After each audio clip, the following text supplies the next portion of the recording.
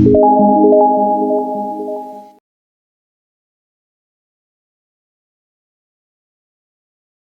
I am doctor Mohini Chikhlande. Welcome to क्रियाशारीर lecture series. आजच्या लेक्चरमध्ये आपण क्रियाशारीर पेपर 1 मधला जो टॉपिक आहे अवस्था पाक, तो टॉपिक आज आपण अभ्यासणार आहोत. हा टॉपिक इम्पॉर्टंट का आहे तर जेव्हा आपण सगळ्या गोष्टी अभ्यासल्या की दोष म्हणजे काय, धातू म्हणजे काय, मल किती आहेत, धातूंचे मल काय आहेत, या सगळ्या गोष्टी जेव्हा आपण अभ्यासतो ह्या झाल्या शारीरिक लेवलवरती.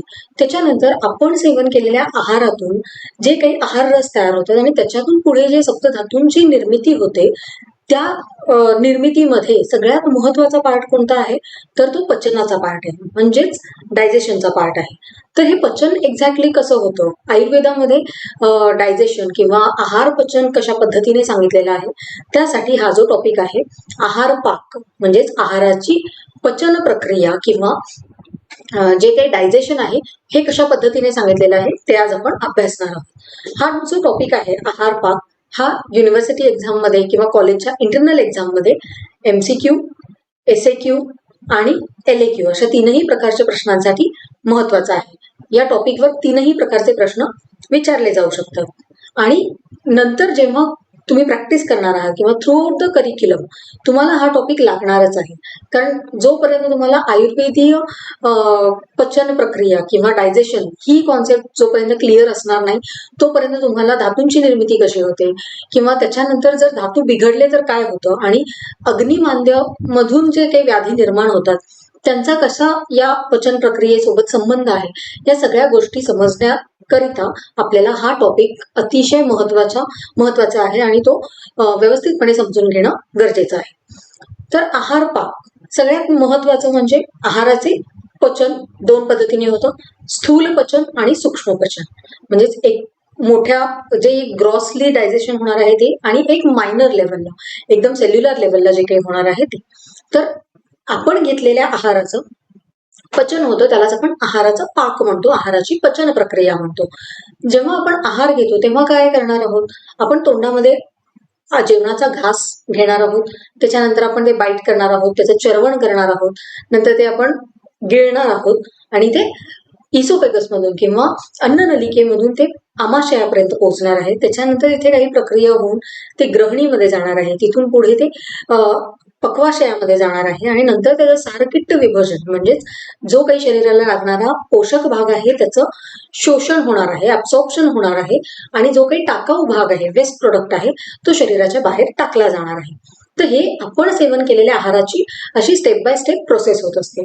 पण जेव्हा आपण हा आहार सेवन करतो तेव्हा ते एका चॅनल मधून जात असतं. आपल्याला माहिती आहे प्रत्येक धातूंसाठी एक चॅनल दिलेला आहे. धातूंची निर्मिती कुठे सांगितलेली आहे तर धातुवह स्त्रोतसामध्ये. म्हणजेच काय तर रक्तधातूची निर्मिती रक्तवह स्त्रोतसामध्ये होणार आहे. पर्टिक्युलर त्या धातूंची निर्मिती ही त्या चॅनलमध्ये होणार आहे.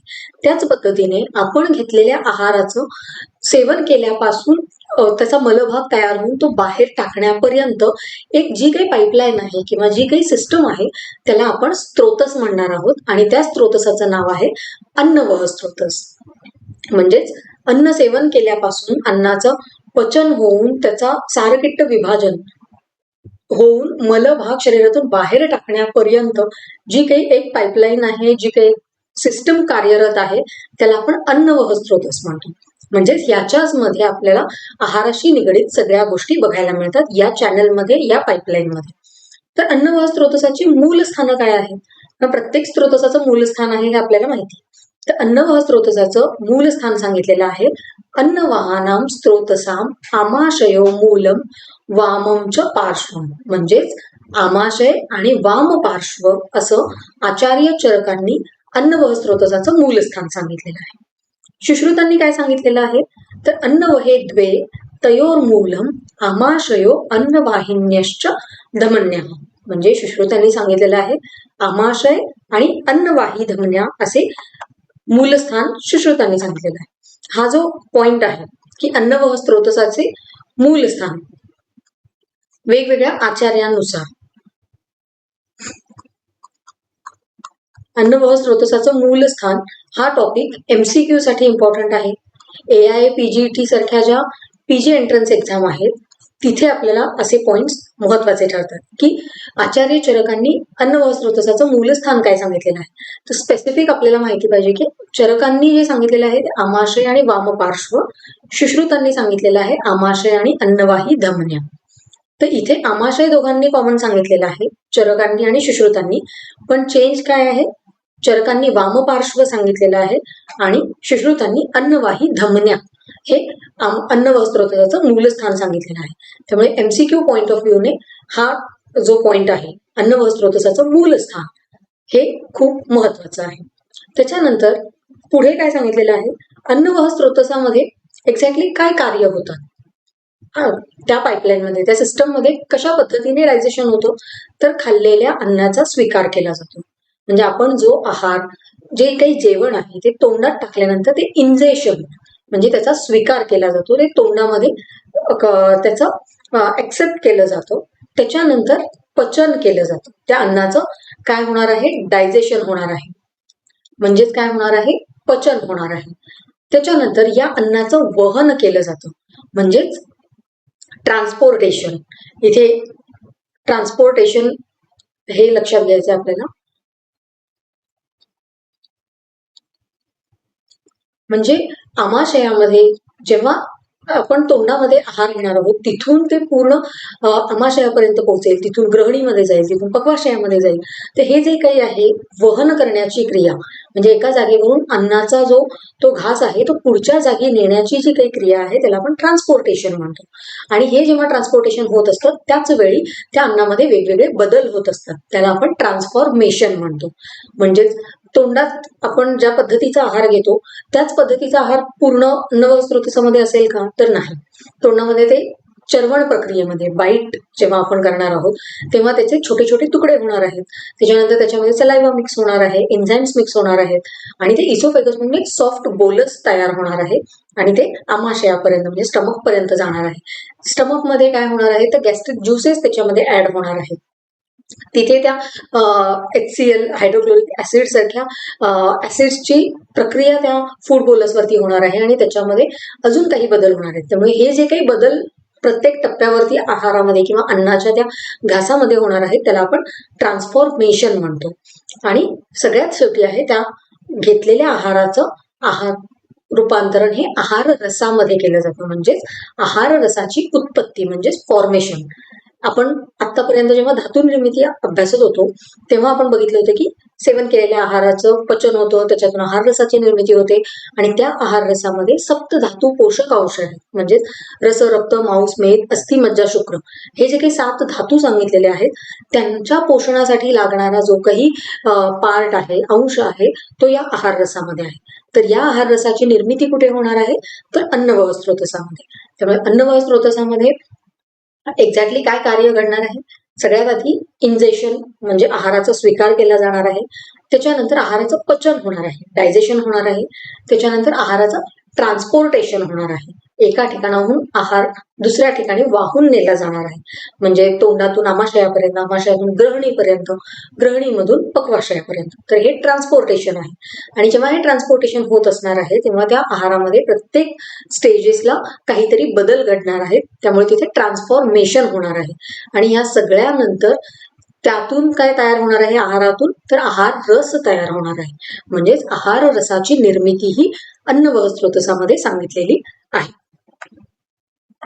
पुढे अन्न व स्रोतसामध्ये कोणते कोणते अवयव येतात, म्हणजे एक्झॅक्टली अन्न व स्रोतसामध्ये काय काय ऑर्गन्स आपण कन्सिडर करतो, तर अन्न व स्रोतसामध्ये मुख म्हणजे ओरल कॅव्हिटी, आमाशय स्टमक, ग्रहणी म्हणजे डिओडिनम आणि पक्वाशय म्हणजे लार्ज इंटेस्टाईन या अवयवांचा समावेश होतो. कारण अन्नचर्वण म्हणजे आहाराचे बारीक तुकडे करणे किंवा चावून खाणे, बायटिंग प्रोसेस जी आहे ती मुखामध्ये होणार आहे.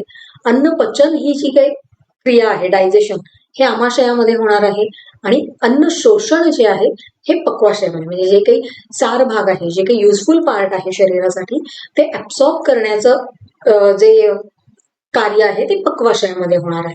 त्यामुळे अन्न व स्रोतसामध्ये कोणते कोणते अवयव आहेत, मुख, आमाशय, ग्रहणी आणि पक्वाशय. तर हे अवयव अन्न व स्रोतसामध्ये येतात कारण त्यांच्याकडून आहार पचनामध्ये ज्या काही क्रिया घडतात त्यामुळे आहाराचं रूपांतरण हे आहार रसामध्ये होतं. पुढे अन्नपचनामध्ये सहभागी होणारे अवयव. मुखामधील अवयव. मुखामध्ये काय काय आहे तर सगळ्यात आधी मुखकुहर किंवा ओरल कॅव्हिटी, त्याच्यामध्ये टीथ येणार आहेत, टंग येणार आहे, पॅलेट असणार आहे.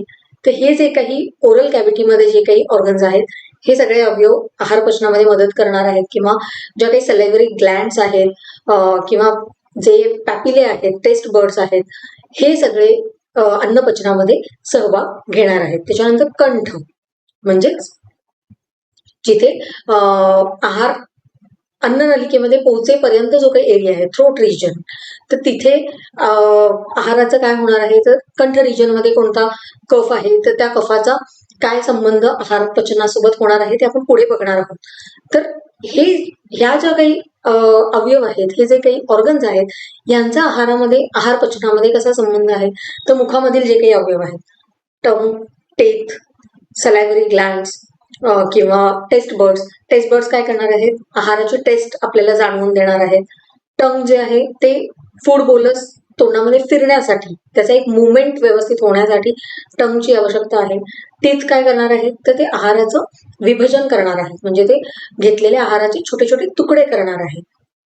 तर या ज्या काही गोष्टी आहेत, सलायव्हरी ग्लँड्स काय करणार आहेत तर ते एन्झाईम सिक्रेट करणार आहेत, सलायव्हा सिक्रेट करणार आहेत, आणि त्याच्यामधून एक आहाराला मृदुत्व किंवा एक मॉइश्चर प्राप्त होणार आहे आणि एक सॉफ्ट फूड बोलस असं तयार होणार आहे. कंठामध्ये काय होणार आहे तर ते कंठामधून ट्रान्सपोर्टेशन होणार आहे अन्ननलिकेमध्ये. मग त्याच्यामध्ये पॅलेट, तुम्ही hard palate, soft palate consider करू शकता. त्याच्यानंतर अन्ननलिका म्हणजेच इसोफेगस मधून तो फूड बोलस आमाशयापर्यंत पोहोचणार आहे. आमाशय म्हणजे स्टमक मध्ये वेगवेगळे ज्युसेस, गॅस्ट्रिक ज्युसेस जे आहेत ते मिक्स होणार आहेत आणि त्या आहाराचं पचन व्हायला तिथे सुरुवात होणार आहे. नंतर ग्रहणी म्हणजे डिओडिनम, ग्रहणीमध्ये देखील आहाराचं पचन आणि शोषण होणार आहे, म्हणजे ऍब्सॉर्प्शन होणार आहे. जे युजफुल पार्ट आहे ते शरीरामध्ये ऍब्सॉर्ब केलं जाणार आहे आणि ग्रहणीमधून ते पक्वाशयामध्ये म्हणजेच लार्ज इंटेस्टाईन मध्ये जाणार आहे, जिथे जो काही ऍब्सॉर्ब पार्ट आहे तो ऍब्सॉर्ब होणार आहे शरीरामध्ये आणि जो काही वेस्ट प्रोडक्ट आहे तो शरीरातून बाहेर टाकला जाणार आहे. त्यामुळे अशा पद्धतीने अन्नपचनामध्ये किंवा अन्नगळ स्रोतसामध्ये येणारे हे सगळे अवयव अशा पद्धतीने कार्यरत असणार आहेत. आता हे झालं अवयव किंवा ऑर्गन्सच्या बाबतीत. पचनामध्ये सहभागी होणारे दोष कोणते आहेत? दोष म्हणजे काय तर जे काही त्रिदोष आपल्याला माहिती आहेत, वातदोष, पित्तदोष आणि कफदोष, यांचे परत 5-5 प्रकार सांगितलेले आहेत. वाताचे 5 प्रकार, पित्ताचे 5 प्रकार आणि कफदोषाचे 5 प्रकार. हे आपण ऑलरेडी दोष या टॉपिक अंडर अभ्यास केलेला आहे. पण पचनामध्ये त्या पर्टिक्युलर कोणत्या प्रकारच्या दोषाचा इथे अंतर्भाव होणार आहे किंवा उपयोग होणार आहे तर पचनामध्ये सगळ्यात आधी कफाशी संदर्भात बोधक कफ सगळ्यात सुरुवातीला कुठे असणार आहे बोधक कफ तर मुख प्रदेशामध्ये किंवा कंठ रिजन मध्ये. तर हे काय आहे बोधक कफ, हे काय करणार आहे बोध करून देणार आहे. नावातच आहे बोध. कशाचा देईल तर ती टेस्ट आपल्याला कळणार आहे की एक्झॅक्टली आपण खातोय तो कोणत्या रसाचा आहार आहे, मधुर रसात्मक आहे, आम्ल रसात्मक आहे की कटू रसात्मक आहे. हे जे काही षड रसात्मक आहार आहे त्यातला कोणता टेस्ट आपण आता सेवन करत आहोत ह्याच्यासाठी बोधक कफ जो आहे तो मुखामध्ये आहे. त्याच्यानंतर प्राणवायू, कंठामध्ये असणारा जो काही प्राणवायू आहे तो काय करणार आहे तर तोंडातून आहार पुढे ढकलण्याचं काम, म्हणजेच कंठामधून आमाशयामध्ये हे जे काही काम आहे हे प्राणवायूचं काम सांगितलेलं आहे. नंतर आहे क्लेदक कफ. क्लेदक कफ कुठे असणार आहे तर ऊर्ध्व आमाशयामध्ये. आमाशयाचे 2 पार्ट आहेत, ऊर्ध्व आणि अप, म्हणजे 2 पार्टमध्ये जर आमाशय डिवाइड केलं तर वरच्या पार्टमध्ये क्लेदक कफ आहे आणि खालच्या पार्टमध्ये जिथे आपण हे म्हणणार आहोत की ग्रहणीला अटॅच होणारा जो काही स्टमकचा पार्ट आहे तिथे असणार आहे पाचक पित्त. तर हे जे काही आहे तर हे कशा पद्धतीने काम करणार आहे क्लेदक कफ, तर जेव्हा आहार इसोफेगस मधून स्टमक मध्ये येणार आहे तेव्हा इथे असणाऱ्या क्लेदक कफामुळे, नावातच आहे क्लेद निर्माण करणार, मॉइश्चर निर्माण करणार, तर ते अन्नाला अजून जास्त सॉफ्ट करणार आहे, मृदू करणार आहे आणि तिथे असणाऱ्या त्या कफामुळे त्या अन्नाचं एक विलगीकरण होणार आहे आणि डायजेशनला तिथे सुरुवात होणार आहे. एक फूड बोलस जो काही तयार झालेला आहे मुखापासून त्याला अजून मृदुत्व देण्याचं काम, सॉफ्टनेस देण्याचं काम हे क्लेदक कफ करणार आहे. त्याच्यानंतर समान वायू. समान वायू काय करणार आहे, तर जो जाठराग्नी आहे, ग्रहणी स्थित जो काही जाठराग्नी सांगितलेला आहे, डायजेस्टिव्ह फायर सांगितलेला आहे, त्याला कंटिन्युअसली तेवत ठेवण्याचं काम किंवा अग्नी, आपल्याला माहिती आहे जेव्हा आपण चूल पेटवतो, जर चूल शांत होत असेल किंवा त्यातला अग्नी कमी होत असेल तर आपण हवा देतो त्याला, त्याच्यानंतर ते अग्नी परत प्रज्वलित होतो. त्याच पद्धतीने इथे समान वायूचं काम सांगितलेलं आहे. जेव्हा जाठराग्नी असणार आहे त्याला प्रदीप्त करून ठेवण्याचं काम, त्याला तेवत ठेवण्याचं काम हे समान वायूचं आहे. आणि वायूच्या प्रेरणेमुळे ज्या काही इंटेस्टायनल मुवमेंट्स होतात, स्टमकच्या जे काही मुवमेंट्स होतात, ह्या करण्यासाठी समान वायूची आवश्यकता आहे आणि ज्यामुळे आहाराचं पचन होणार आहे आणि आहार पुढे ढकलला जाणार आहे. त्यामुळे समान वायू काय करणार आहे, एक तर जाठराग्नी प्रदीप्त करून ठेवणार आहे आणि इंटेस्टायनल मुवमेंट्स जे काही आहे, पेरिस्टाल्टिक मुवमेंट्स जे आहेत त्याच्यासाठी या वायूकडून मिळणारी जी काही प्रेरणा आहे ते अतिशय गरजेची आहे. त्याच्यानंतर सगळ्यात लास्ट कोणता दोष येणार आहे तो म्हणजे पाचक पित्त, जो की सगळ्यात महत्वाचा आहे, नावामध्येच आहे पाचक पित्त, जो पचन करणार आहे. उष्ण तीक्ष्ण गुणात्मक अशा या पित्तामुळे आहाराचं पचन होणार आहे, डायजेशन होणार आहे आणि आहार पुढे ढकलला जाणार आहे. त्यामुळे आहार पचनामध्ये सहभागी असणारे हे एवढे अवयव आणि हे दोष आपल्याला लक्षात ठेवायचे. पुढचा पार्ट आहे तो म्हणजे अवस्थापाक. हा सेपरेट जो टॉपिक आहे, हा एसएक्यू साठी तुम्हाला एक छोटा विचारला जाऊ शकतो की अवस्थापाकाची व्याख्या सांगून मधुर अवस्थापाक वर्णन करा, असा एक एसएक्यू येऊ शकतो. किंवा अवस्थापाकाची व्याख्या सांगून प्रकार वर्णन करून ते आपण असं म्हणून अवस्थापाकाची व्याख्या सांगून त्याचे प्रकार वर्णन करा किंवा किती प्रकारचे अवस्थापाक आहेत ते वर्णन करा. तर असा एलएक्यू देखील येऊ शकतो. तर अवस्थापाक म्हणजे काय, अवस्थेनुसार होणारा पचन किंवा अवस्थेनुसार होणारं पचन, डायजेशन, स्टेजेसनुसार होणारं डायजेशन. नावामध्येच दिलेलं आहे अवस्था आणि पाक. पाक म्हणजे पचन, अवस्था म्हणजे स्टेजेसनुसार, एक पर्टिक्युलर टाइम ड्युरेशन नुसार. तर याचं काय आहे एक्झॅक्टली, आहाराचं जेव्हा पचन होत असेल तेव्हा अन्नाला किंवा आहाराला ज्या 3 अवस्थांमधून जावं लागतं त्या अवस्थांना अवस्थापाक असं म्हणतात. म्हणजे जेव्हा कधी आपण आहार सेवन करतो तेव्हा त्या आहाराला, त्या फूडला 3 स्टेजेस मधून क्रॉस व्हायला लागतो, 3 स्टेजेस मधून त्याला पास व्हायला लागतं. हे जे काही 3 स्टेजेस आहेत त्यांना अवस्थापाक असं म्हटलेलं आहे. तर अवस्थापाक किती आहेत टोटल, 3. तर कोणते कोणते आणि त्यांचा शरीरावर काय परिणाम होणार आहे, तर पहिला अवस्थापाक आहे तो म्हणजे मधुर अवस्थापाक. नावातच आहे मधुर, म्हणजे सगळ्यात पहिल्यांदा होणारा कुठचा अवस्थापाक आहे, मधुर.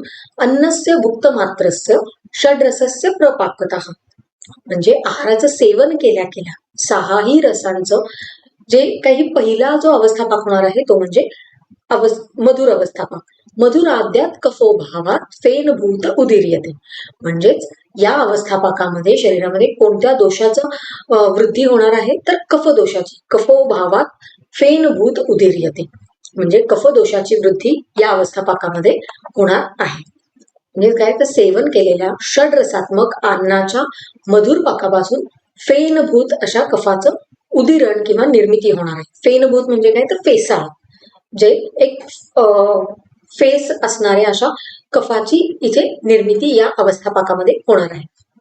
म्हणजे कोणताही आपण आहार घेतला तर सगळ्यात पहिल्या स्टेजमध्ये काय होणार आहे, तर सगळ्यात पहिल्या स्टेजमध्ये तो जो काही आहार आहे तो मधुर अवस्थापाकामध्ये जाणार आहे. मधुर अवस्थापाकामध्ये म्हणजेच काय आहे, तर तिथे गेल्यानंतर त्या आहारातून जे काही डायजेशन होणार आहे आहाराचं, त्याच्यामधून एका कफदोषाची निर्मिती होणार आहे. म्हणजे दातांनी चर्वण केलेलं अन्न आमाशयामध्ये येतं, म्हणजे आपण बाईट करून करून चावून जे काही आहार ग्रहण करतो ते आमाशयामध्ये, स्टमकमध्ये जाणार आहे. आमाशयाच्या ऊर्ध्व भागामध्ये क्लेदक कफाचं स्थान सांगितलेलं आहे, जे आपण आधीच बघितलं की आमाशयाचे 2 पार्ट्स आहेत, ऊर्ध्व आणि अधो. ऊर्ध्व भागामध्ये क्लेदक कफाचं स्थान सांगितलेलं आहे.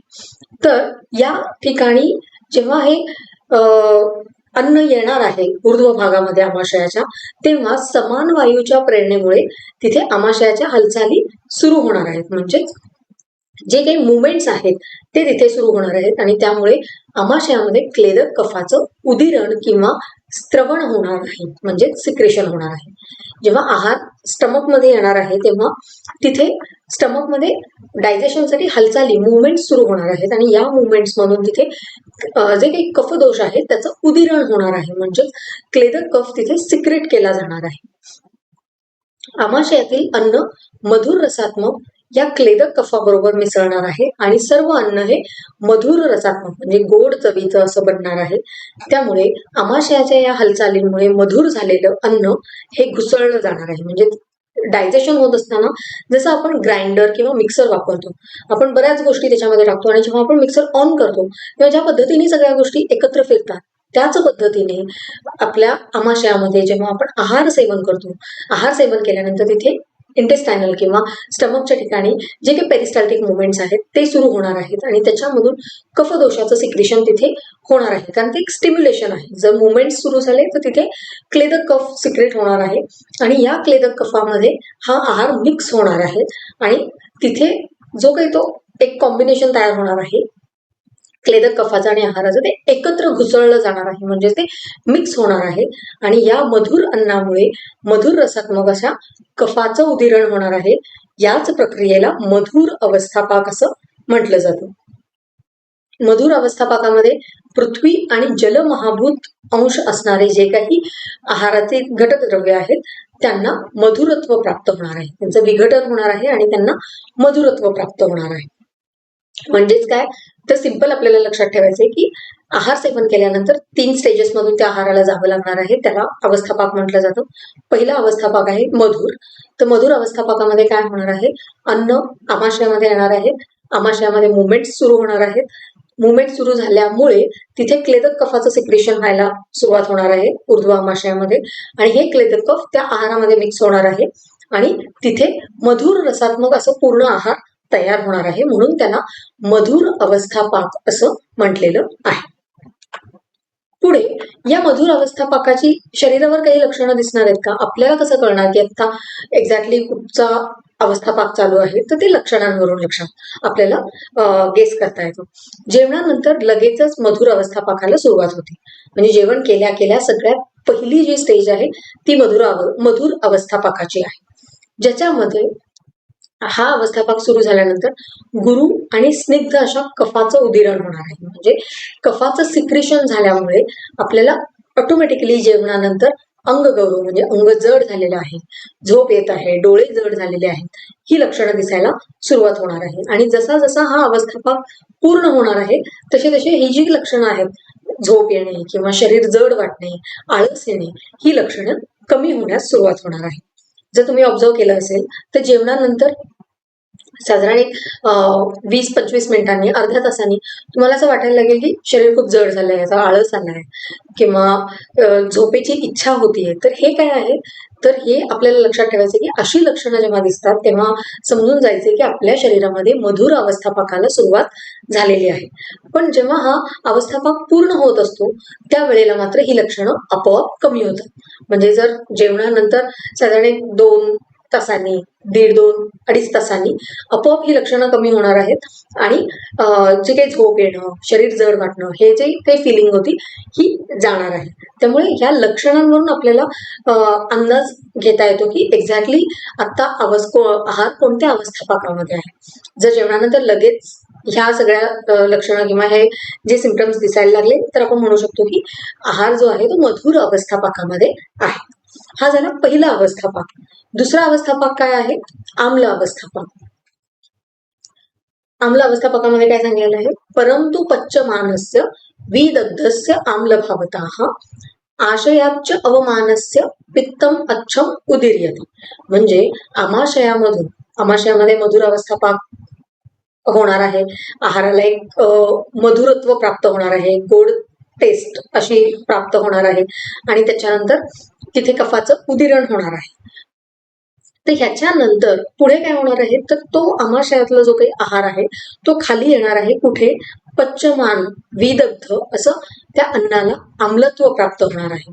म्हणजेच स्टमक मधून पुढे ग्रहणीकडे जेव्हा आहार पास ऑन होणार आहे त्यावेळी खाली येत असताना तिथे पचन चालू असलेला म्हणजे अर्धवट पचलेला असा जो आहार आहे, विदग्ध म्हणजेच अर्धवट पचलेल्या अशा स्टेजमध्ये हे जे काही आहार आहे हे पुढे ग्रहणीमध्ये डिओडिनम मध्ये यायला सुरुवात होणार आहे आणि तिथे आल्यानंतर त्या अन्नाला आम्लत्व प्राप्त होणार आहे. तर आम्लत्व का प्राप्त होणार आहे, तर तिथे असणाऱ्या अच्छ म्हणजेच द्रव एकदम क्लिअर असं जे काही एक लिक्विड आहे अशा पित्ताचं उदिरण या ठिकाणी होणार आहे आणि त्यामुळे त्या अन्नाला आम्लता प्राप्त, आम्ल टेस्ट किंवा एक सॉर टेस्ट ज्याला आपण म्हणतो ते तिथे प्राप्त होणार आहे. यालाच आपण आम्ल अवस्थापाक म्हणणार आहोत. म्हणजे जसं मधुर अवस्थापाकामध्ये कफ दोषाचं सिक्रेशन होणार आहे तसं आम्ल अवस्थापाकामध्ये पित्त दोषाचं उदिरण किंवा सिक्रेशन सांगितलेलं आहे. म्हणजे कफ दोषाचं सिक्रेशन होणार, मधुर अवस्थापाक पूर्ण होणार, त्याच्यानंतर हा जो अर्धवट पचलेला असा आहार आहे तो पुढे ग्रहणीमध्ये येणार आहे आणि ग्रहणीमध्ये आल्यानंतर तिथे अच्छ पित्ताचं सिक्रेशन होणार आहे. अच्छ पित्त म्हणजेच काय, तर एकदम क्लिअर असं लिक्विड असं पित्त दोषाचं सिक्रेशन तिथे होणार आहे आणि ते आहारामध्ये मिक्स होणार आहे आणि त्याची टेस्ट कशी असणार आहे, तर आम्लरसात्मक. त्यामुळे आम्लत्व त्या आहाराला प्राप्त होणार आहे म्हणून त्याला आम्ल अवस्थापाक असं म्हटलेलं आहे. या अवस्थापाकाची वैशिष्ट्ये काय सांगितलेली आहेत, तर आमाशयाच्या ऊर्ध्व भागामध्ये अन्नाचा मधुर अवस्थापाक होतो. त्याच्यानंतर वायूच्या प्रेरणेने, समान वायू आहे तर आमाशयातील अन्न आमाशयाच्या अधोभागी यायला लागतं. म्हणजे वर क्लेदक कफ आहे आमाशयाच्या ऊर्ध्व भागामध्ये, तिथे ते क्लेदक कफ आहारासोबत मिक्स होणार आहे, त्यांचं ते एकत्र ग्राइंड होणार आहे आणि त्याच्यातून मधुर अवस्थापाक होणार आहे. त्याच्यानंतर ते जे अर्धवट पचलेला आहार आहे तो खाली सरकत सरकत अधो आमाशयामध्ये येणार आहे, ग्रहणीमध्ये येणार आहे. तर इथे जे काही आहे तर अधोभागी आमाशयाच्या खालच्या पार्टमध्ये, सेकंड पार्टमध्ये हे जे अन्न येणार आहे तेव्हा ते कशा पद्धतीचं असणार आहे, विदग्ध अवस्थेत असणार आहे. म्हणजे ते अर्धवट पचलेल्या अशा अवस्थेमध्ये किंवा अर्धवट त्याचं डायजेशन झालेलं आहे अशा स्टेजमध्ये ते आहार अधो आमाशयामध्ये म्हणजे खालच्या पार्टमध्ये येणार आहे. नंतर हे जे विदग्ध अन्न आहे ते अधो आमाशयामधील पित्तामध्ये मिसळणार आहे आणि त्यामुळे त्या अन्नाला आम्लत्व प्राप्त होणार आहे. जसं इसोफेगस मधून ऊर्ध्व आमाशयामध्ये आल्यानंतर कफदोषासोबत त्याचं मिक्स होऊन एक मधुरत्व प्राप्त होणार आहे, त्याच पद्धतीने हे अर्धवट पचलेला जो जे काही आहार आहे, अन्न आहे ते अधो आमाशयामध्ये येणार आहे आणि तिथे असणाऱ्या अच्छ पित्तासोबत त्याचं मिक्सिंग होणार आहे आणि त्या अन्नाला आम्लत्व प्राप्त होणार आहे. आमाशयाच्या अधोभागी असणारे सुशीर स्नायू जे काही आहेत ते शिथिल होऊन अन्न पुढे ग्रहणीमध्ये जाणार आहे. म्हणजे जे काही स्फिंक्टर्स आहेत, पायलोरिक स्फिंक्टर आणि वर असणार कार्डियक स्फिंक्टर, तर आता आपण अधो आमाशयाबद्दल बोलत आहोत तर आपण पायलोरिक स्फिंक्टर बद्दल बोलूया.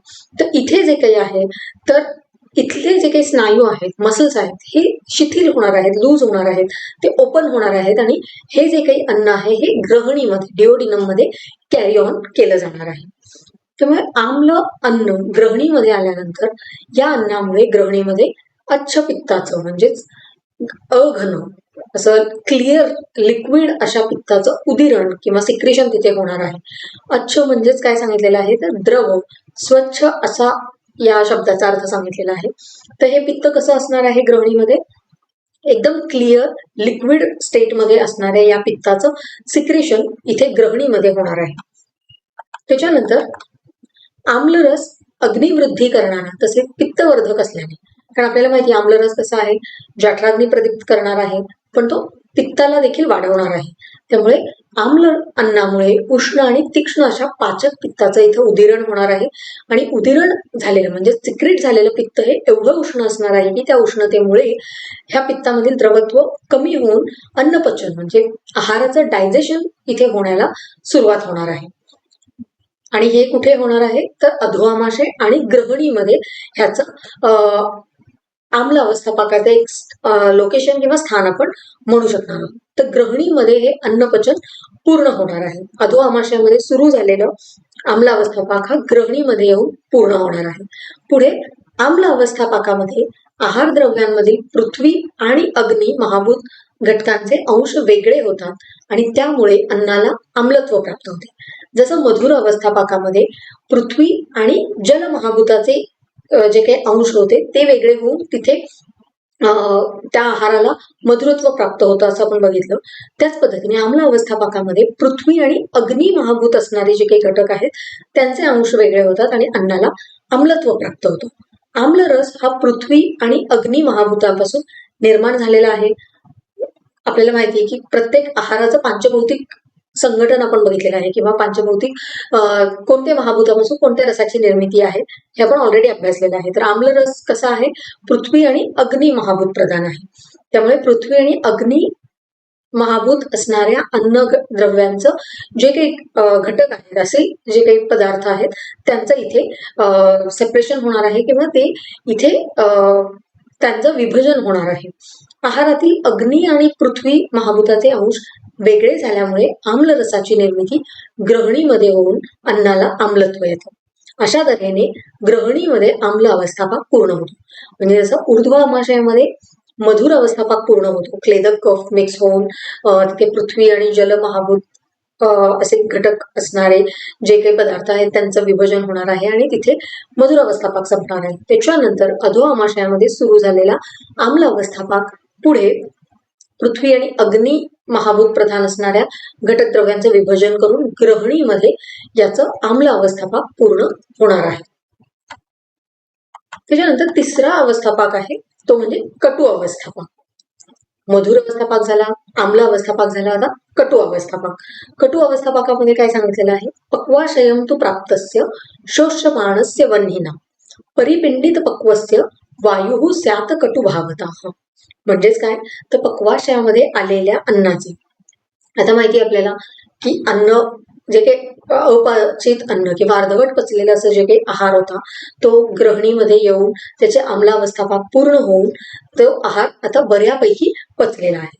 तर पक्वाशयामध्ये हे जे काही आहार येणार आहे तिथे असणाऱ्या अग्नीकडून जे काही युजफुल घटक आहेत, उपयोगी जे काही घटक आहेत ते तिथे शोषले जाणार आहेत. म्हणजे पक्वाशयामध्ये त्यांचं ऍब्सॉर्प्शन होणार आहे आणि अन्नाला एक परिपिंडित स्वरूप म्हणजे घन आकार प्राप्त होऊन पचन पूर्ण झालेल्या पिंड स्वरूपातील अन्नाला कटू रस प्राप्त होऊन वायूचं उदिरण होणार आहे. म्हणजेच मधुर अवस्थापाकामध्ये कफदोष सिक्रेट होणार आहे, आम्ल अवस्थापाकामध्ये पित्तदोष सिक्रेट होणार आहे आणि कटु अवस्थापाकामध्ये वातदोषाची निर्मिती होणार आहे किंवा वातदोष तिथे तयार होणार आहे. कशा पद्धतीने, तर जेव्हा ग्रहणीमधून पक्वाशयामध्ये अन्न येणार आहे तेव्हा ते अन्न बऱ्यापैकी पचलेलं असणार आहे. त्यामुळे पचन झालेल्या त्या आहारामध्ये जे काही युजफुल प्रोडक्ट्स आहेत किंवा जे काही उपयोगी घटक आहेत ते शरीरामध्ये ऍब्सॉर्ब केले जाणार आहेत आणि उरलेला जो काही टाकाऊ पार्ट आहे, वेस्ट प्रोडक्ट आहे, तो पुढे ढकलला जाणार आहे. तर हे जे काही ऍब्सॉर्प्शन जी प्रक्रिया आहे पक्वाशयामध्ये होणारी ती शोष्यमाण वह्नीकडून होणार आहे. शोष्यमाणस्य वह्नीना म्हणजे शोषून घेणाऱ्या अशा अग्नीकडून जे काही शरीराला उपयोगी असे घटक आहेत ते त्या आहारामधून शोषले जाणार आहेत आणि उरलेल्या आहाराला एक परिपिंडित स्वरूप, एक घन स्वरूप, सॉलिड फॉर्म मध्ये ते तयार होणार आहे आणि त्या ठिकाणी वातदोषाची निर्मिती होताना आपल्याला बघायला मिळणार आहे. तर याची वैशिष्ट्ये काय आहेत कटु अवस्थापाकाची, तर कटु अवस्थापाक हा पक्वाशयामध्ये होतो, मधुर अवस्थापाक ऊर्ध्व आमाशयामध्ये, आम्ल अवस्थापाक हा अधो आमाशय आणि ग्रहणीमध्ये, कटु अवस्थापाक हा पक्वाशयामध्ये होतो. यामध्ये शरीराला उपयुक्त अशा आहार रसाचं पक्वाशयामध्ये शोषण केलं जातं. म्हणजे जे काही शरीराला उपयोगी असे घटक त्या आहारामध्ये आहेत त्यांचं ऍब्सॉर्प्शन पक्वाशयामधून केलं जातं.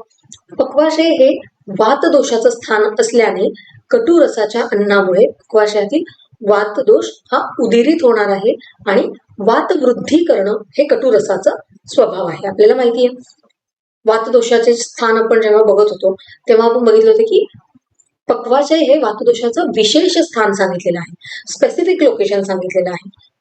तर हे एक तर वातदोषाचं स्थान आहे त्यामुळे तिथे पक्वाशयामध्ये वातदोषाची निर्मिती होणार आहे आणि कटु रस जो आहे तो देखील वातवृद्धी करणारा रस आहे. आपल्याला माहिती आहे की कोणत्या रसांनी दोषांची वृद्धी होते आणि कोणत्या रसांनी दोषांचा क्षय होतो. तर कटु रसामुळे वातदोषाची वृद्धी होणार आहे, शोष्यमाण अग्नी जो सांगितलेला आहे, शोष्यमाणस्य वह्निना असा जो श्लोकमध्ये शब्द आलेला आहे, म्हणजेच काय तर अन्न रसाचं शोषण, जे काही शरीराला उपयोगी असे घटक त्या आहारामध्ये आहेत त्यांचं शोषण करणारा असा तो अग्नी असण्या कारणाने त्याला नाव शोष्यमाण असं दिलेलं आहे.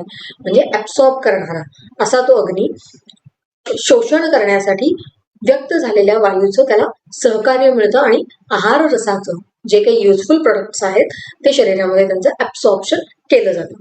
कटू अवस्था पाकामध्ये आहार रसाचं शोषण होऊन सार किट्ट विभाजन प्रक्रिया पूर्ण होते. म्हणजे या अवस्था पाकामध्ये एक तर जे युजफुल प्रोडक्ट आहे ते ऍब्सॉर्ब केले जातात आणि सार किट्ट विभाजन होतं. सार किट्ट विभाजन म्हणजेच काय तर जे युजफुल आहे ते ऍब्सॉर्ब केलं जातं आणि जे वेस्ट प्रोडक्ट आहे ते पुढे ढकललं जातं शरीरातून बाहेर फेकण्यासाठी. तर हे जे काही प्रक्रिया आहे याला आपण सार किट्ट विभाजन म्हणतो आणि हे कुठे होणार आहे तर हे पक्वाशयामध्ये होणार आहे. तर अन्नाच्या अपाचित न पचलेल्या परिपिंडित मल स्वरूपाला किट्ट असं म्हणतात. म्हणजे जे काही वेस्ट प्रोडक्ट आहे जे शरीराला युजफुल नाहीये किंवा एक न पचलेला इनडायजेस्टेड असा जो काही आहाराचा पार्ट आहे त्याला आपण किट्ट म्हणणार आहोत. त्यामुळे जे युजफुल आहे ते ऍब्सॉर्ब केलं जाणार आहे पक्वाशयामध्ये आणि जे वेस्ट प्रोडक्ट आहे ते पुढे ढकललं जाणार आहे. त्याच्यानंतर पक्वाशयामधील पुरुष धराकलेकडून किट्ट भागाचं पृथक्करण होतं आणि किट्ट भागामधील द्रवांश, पुरुष आणि वायू असे वेगवेगळे होतात. म्हणजे पक्वाशयामध्ये जेव्हा हे सारकिट्ट विभाजन होतं वेस्ट प्रोडक्ट पुढे ढकलला जातो तर पक्वाशयामध्येच असणारा पुरुष धराकला आपल्याला कला हा जो टॉपिक आहे की मांसधरा कला, मेदोधरा कला किंवा मज्जा धरा किंवा त्याला पित्त धरा कला म्हणतात पुरुष धरा. तर पक्वाशयामध्ये असणारे एक अशी लेअर की ज्याच्यामध्ये काय म्हणू शकतो आपण की हे जे काही सारकिट्ट विभाजन झाल्यानंतर पुढे काही गोष्टी घडणार आहेत त्याच्यासाठी इम्पॉर्टंट असणारी ही जी काही पुरुष धरा कला आहे त्याला काय करणार आहे हे पुरुष धरा कला तर हे किट्ट भागाचं पृथक्करण करणार आहे. म्हणजे वेस्ट प्रोडक्ट मध्ये पण परत ते डिफरन्शिएट करणार आहे की द्रवांश काय आहे आणि पुरुष म्हणजे स्टूल पार्ट, युरिनरी पार्ट आणि फ्लॅटस म्हणजेच अपान वायू, घन मलपुरुष आणि मूत्र प्रवृत्ती. तर मूत्र निर्मिती हे जे काही आहे 3 पार्टमध्ये म्हणजे किट्ट भाग वेस्ट प्रोडक्ट 3 पार्टमध्ये डिफरन्शिएट करण्याचं काम हे पुरुष धराकलाकडून होणार आहे.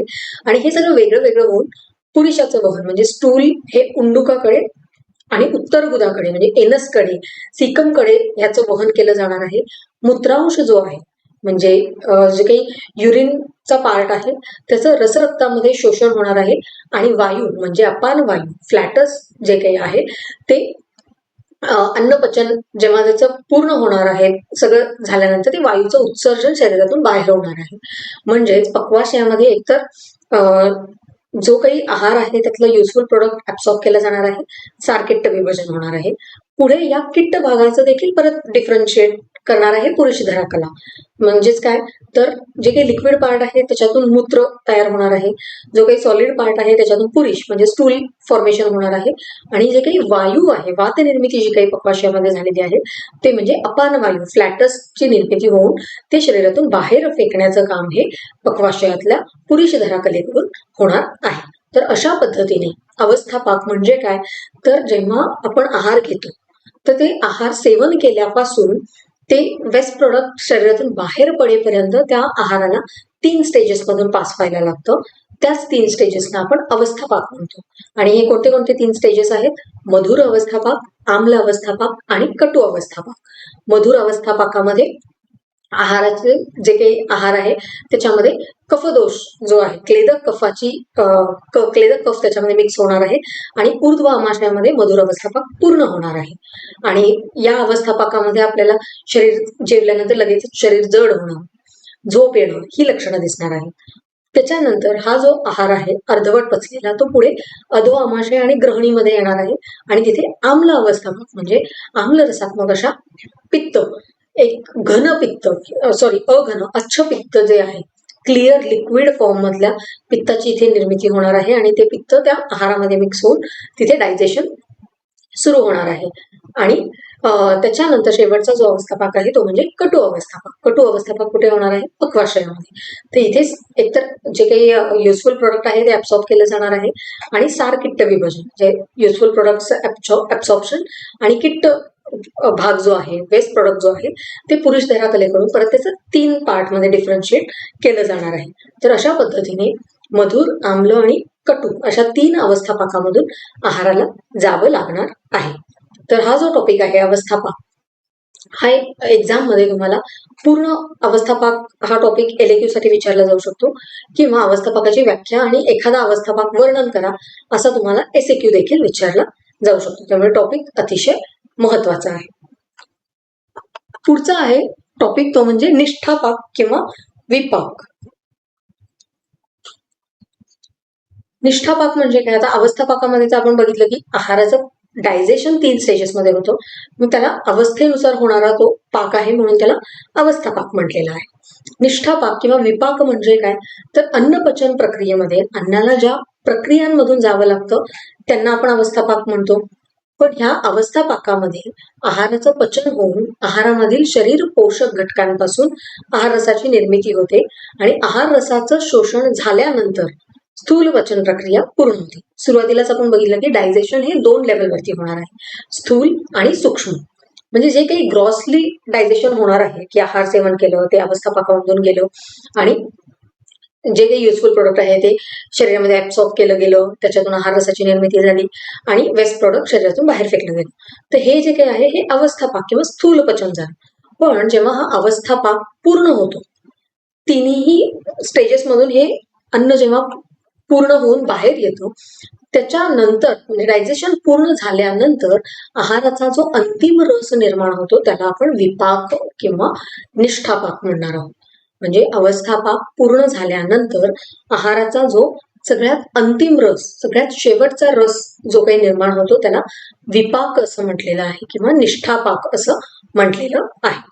ज्या पद्धतीने आहाराचं सेवन केल्या केल्या मधुर अवस्थापाक होणार आहे, डायजेशनला सुरुवातच मधुर अवस्थापाकापासून होणार आहे. त्यामुळे जेवण केल्या गेल्या पहिल्या अर्ध्या तासात मधुर अवस्थापाक असेल कदाचित, त्याच्यानंतर जेवल्यानंतर 1 तासाने कदाचित आम्ल अवस्थापाकाची सुरुवात होईल आणि जेवल्यानंतर कदाचित 1.5, 2, 2.5 तासांनी कटू अवस्थापाकाची सुरुवात होईल. तर हे जे काही आहे हे इमिजिएट आहे, म्हणजे जेवण झाल्या झाल्या किंवा आहाराचं सेवन केल्या केल्या ह्या अवस्थापाकाला किंवा ह्या पचनाला सुरुवात होणार आहे. पण हे पचन पूर्ण झाल्यानंतर सगळ्यात शेवटी जो काही रस तयार होणार आहे त्या पचनामधून त्याला आपण विपाक किंवा निष्ठापाक असं म्हणणार आहोत. व्याख्या काय सांगितलेली आहे विपाकाची? जाठरेण अग्निना योगात उदुदेती रसांतरम रसानां परिणामांते स विपाक इति स्मृतः. म्हणजेच काय? तर जाठराग्नीकडून अन्नाचं पचन जेव्हा पूर्ण होणार आहे तेव्हा आहाराचा जो अंतिम रस निर्माण होणार आहे, म्हणजे डायजेस्टिव्ह फायर कडून पूर्ण पद्धतीने डायजेशन होणार आहे आणि त्याच्यामधून सगळ्यात शेवटी असा जो एक रस तयार होणार आहे किंवा जी काही स्टेज येणार आहे त्याला आपण विपाक म्हणणार आहोत आणि या विपाकालाच निष्ठापाक असं देखील म्हटलं जातं. म्हणजे सगळ्यात शेवटचा स्थूल पचन झाल्यानंतर अवस्थापाक पूर्ण झाल्यानंतर सगळ्यात अंतिम रस जो तयार होणार आहे त्याला आपण निष्ठापाक किंवा विपाक असं म्हणणार आहोत. या विपाक संकल्पनेची वैशिष्ट्ये किंवा या विपाकाची वैशिष्ट्ये काय आहेत? तर जाठराग्नीकडून अन्नपचन पूर्ण झाल्यानंतर निर्माण होणाऱ्या आहार रसाला विपाक असं म्हणतात. डायजेस्टिव्ह फायर कडून अन्नपचन पूर्ण झालेलं आहे आणि त्याच्यामधून सगळ्यात शेवटी जे काही तयार होणार आहे त्याला आपण विपाक म्हणणार आहोत. सेवन केलेल्या द्रव्याच्या रसावर विपाक अवलंबून असतो. म्हणजे आपण कोणत्या टेस्टचं जेवण केलेलं आहे, षड्रसात्मक आहारापैकी कोणत्या आहाराचं सेवन केलेलं आहे, कोणत्या रसाचं सेवन केलेलं आहे त्यानुसार विपाक हे डिपेंड करणार आहे. विपाक 3 प्रकारचा आहे. जसा अवस्थापाक 3 प्रकारचा आहे, मधुर, आम्ल, कटू, त्याच पद्धतीने विपाक देखील मधुर, आम्ल आणि कटू विपाक अशा 3 प्रकारचा विपाक असतो. त्यापैकी जे षड्रस सांगितलेले आहेत, मधुर, आम्ल, लवण, कटू, तिक्त, कषाय, हे जे 6 रस आहेत ह्या प्रत्येक रसाचा विशिष्ट विपाक सांगितलेला आहे. अवस्थापाकामध्ये कसं होतं का? नाही, कोणत्याही रसाचं तुम्ही सेवन करा पण त्या प्रत्येक रसाला किंवा त्या पूर्ण फूडला 3ही अवस्थापाकांमधून जाणं मॅन्डेटरी आहे. पण विपाकामध्ये तसं नाहीये. विपाकामध्ये तुम्ही कोणत्या रसाचं सेवन करत आहात त्यानुसार तो विपाक डिसाईड होणार आहे. म्हणजेच विशिष्ट रसाचा विशिष्ट विपाक होत असला तरी देखील विपाक हा शरीरावर आढळणाऱ्या परिणामांवरून ठरविला जातो. म्हणजेच प्रत्येक पर्टिक्युलर रसाचा पर्टिक्युलर विपाक असा आहे. तरी देखील प्रत्येक असा एक 1 to 1 रिलेशन जरी असेल की मधुर रसाचा विपाक हा मधुरच होणार आहे, आम्ल रसाचा विपाक आम्ल होणार आहे, तरी देखील शरीरावरती किंवा बॉडीवरती जे काही लक्षणं दिसणार आहेत त्यावरून आपल्याला त्या विपाकाचा प्रकार हा ओळखता येणार आहे. विपाक किंवा निष्ठापाकाचे किती प्रकार आहेत? 3. ज्या पद्धतीने अवस्थापाकाचे 3 प्रकार आहेत, मधुर, आम्ल, कटू, त्याच पद्धतीने विपाक देखील 3 प्रकारचा सांगितलेला आहे. कटू तिक्त कषायाणाम विपाकाः प्रायशः कटुः आम्लो आम्लम पच्यते स्वादुर मधुरम लवणस्तथा. म्हणजे मधुर विपाक, आम्ल विपाक आणि कटू विपाक असे 3 विपाकाचे प्रकार आहेत. त्यातल्या षड रसांपैकी पर्टिक्युलर रसांचा पर्टिक्युलर विपाक होतो. म्हणजे मधुर आणि लवण रस जे आहेत हे यांचा विपाक मधुरच होणार आहे. आम्ल रसाचा विपाक आम्लच होणार आहे. कटू, तिक्त आणि कषाय रसाचा विपाक हा कटू होणार आहे.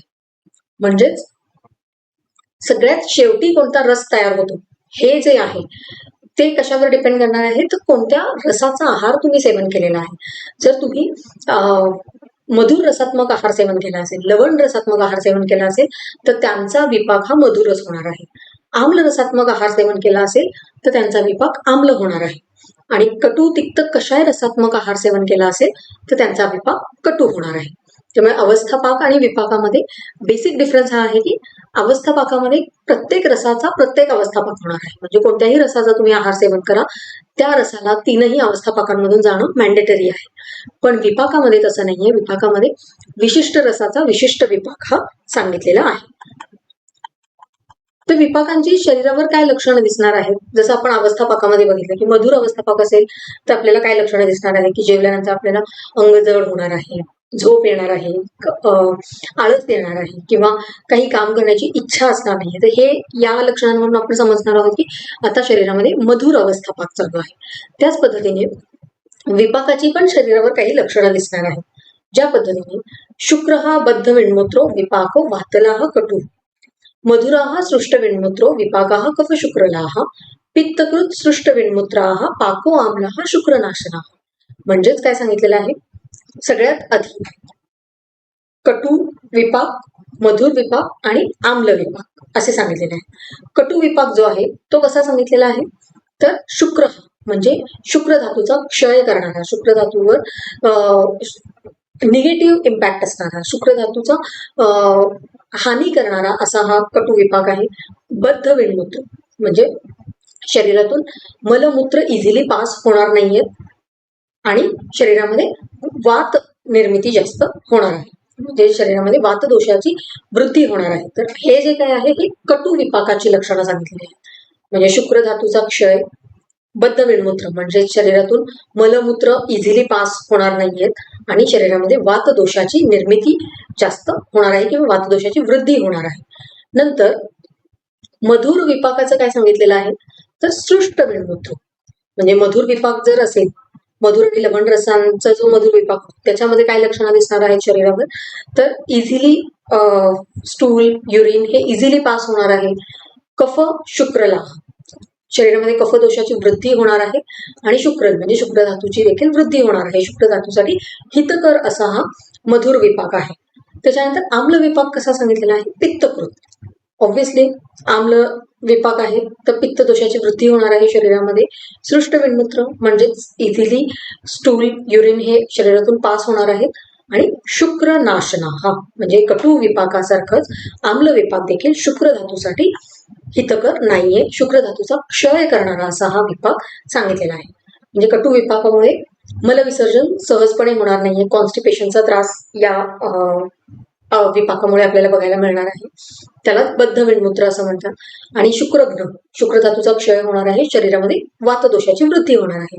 मधुर विपाकामुळे काय सांगितलेलं आहे, तर सृष्ट विण्मूत्र म्हणजे मलमूत्र सहजपणे शरीरातून पास होणार आहे आणि कफदोषाची वृद्धी होणार आहे शरीरामध्ये आणि शुक्र धातूसाठी हितकर असा हा मधुर विपाक आहे. आम्ल विपाक कसा सांगितलेला आहे, तर पित्त दोषाची वृद्धी करणारा आहे, शुक्र धातूचा नाश करणारा आहे आणि मलमूत्रांचं विसर्जन इझिली होणार आहे. त्यामुळे आम्ल विपाक हा सृष्ट वेणमूत्र असा सांगितलेला आहे. तर हे आपल्याला लक्षात ठेवायचं की विपाक जो आहे पर्टिक्युलर रसांचा पर्टिक्युलर विपाक हा सांगितलेला आहे आणि कोणत्या विपाकामुळे शरीरावरती काय लक्षणं दिसतात. बद्ध विणमूत्र कोणत्या विपाकामुळे आहे, सृष्ट विणमूत्र कोणत्या विपाकामुळे आहे, शुक्रल असा कोणता विपाक आहे, शुक्रघ्न कोणता विपाक आहे, कोणत्या विपाकामध्ये कोणत्या दोषांची निर्मिती होणार आहे, ह्या सगळ्या गोष्टी आपल्याला इथे लक्षात ठेवायच्या आहेत. त्याच्यानंतर अवस्थापाक आणि विपाकामध्ये भेद काय आहे, डिफरन्स काय आहे दोन्हीमध्ये.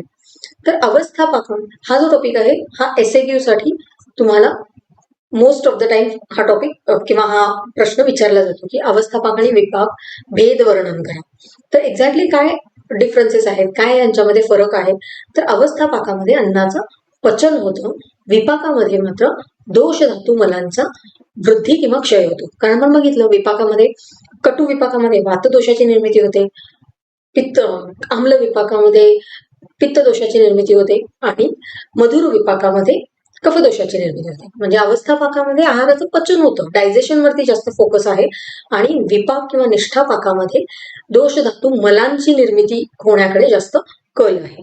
अवस्थापाक म्हणजे स्थूल पचन अन्न व स्रोतसामध्ये होते. म्हणजे जे काही ग्रॉस डायजेशन आहे हे अन्न व स्रोतसामध्ये ते चॅनलमध्ये त्या पाईपलाईन मध्ये होणार आहे आणि विपाकाचं कार्य हे सगळ्या शरीरामध्ये आपल्याला बघायला मिळतं. कारण आपण बघितलं की शुक्र धातूसाठी कोणता विपाक हितकर आहे, अहितकर आहे, कोणत्या दोषांची निर्मिती होणार आहे आणि मलमूत्रावर पर्टिक्युलर विपाकाचा काय संबंध आहे.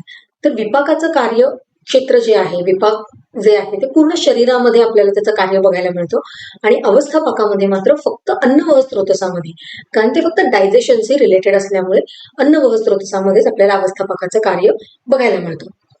6ही रसांचे 3ही अवस्थापाक होतात. म्हणजे कोणत्याही रसाचा 3ही अवस्थापाक होणार आहे. म्हणजे मधुर रस हा 3ही अवस्थापाकातून जाणार आहे, आम्ल रस 3ही अवस्थापाकामधून जाणार आहे. पण विपाकाचं तसं नाहीये. विपाकामध्ये विशिष्ट रसांचा विशिष्ट विपाक होतो असं इथे सांगितलेलं आहे. त्यामुळे हा पॉइंट आपल्याला स्पेसिफिकली लक्षात ठेवायचा आहे. कोणत्याही रसांचा सगळ्या अवस्थापाकांमधून, प्रत्येक रसाला सगळ्या अवस्थापाकांमधून जायला लागतं, पण विपाकामध्ये मात्र विशिष्ट रसाचा विशिष्ट विपाक होतो.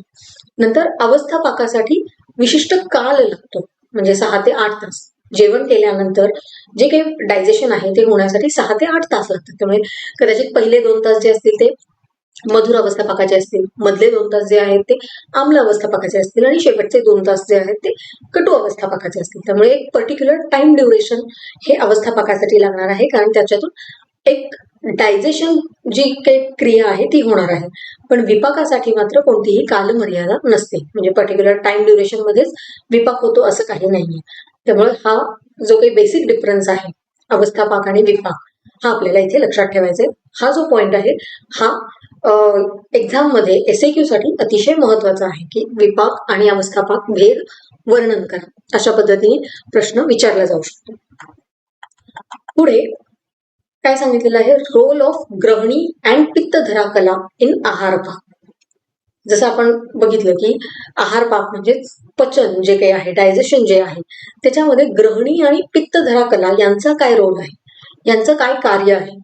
तर पक्वाशय आणि आमाशय यांच्यामध्ये असलेल्या अवयवाला ग्रहणी म्हणतात. कारण पक्व आमाशय मध्यस्था ग्रहणी सा प्रकीर्तिता अशी ग्रहणीची व्याख्या सांगितलेली आहे. म्हणजे आमाशय आणि पक्वाशयाच्या मध्ये एक जो काही ऑर्गन आहे, अवयव आहे, त्याला ग्रहणी असं म्हटलं जातं.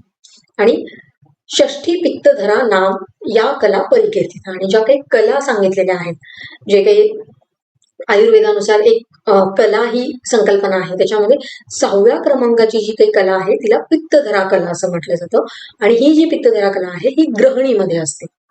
म्हणजे आमाशय आणि पक्वाशयाच्या मध्ये असणाऱ्या ऑर्गनला ग्रहणी म्हटलं जातं आणि ग्रहणीमध्ये असणारी जी काही कला आहे तिला पित्तधरा कला, एक लायनिंग किंवा एक पचनासाठी आवश्यक असणारी अशी जी काही एक शरीरातलं एंटिटी आहे त्याला आपण पित्तधरा कला म्हणणार आहोत.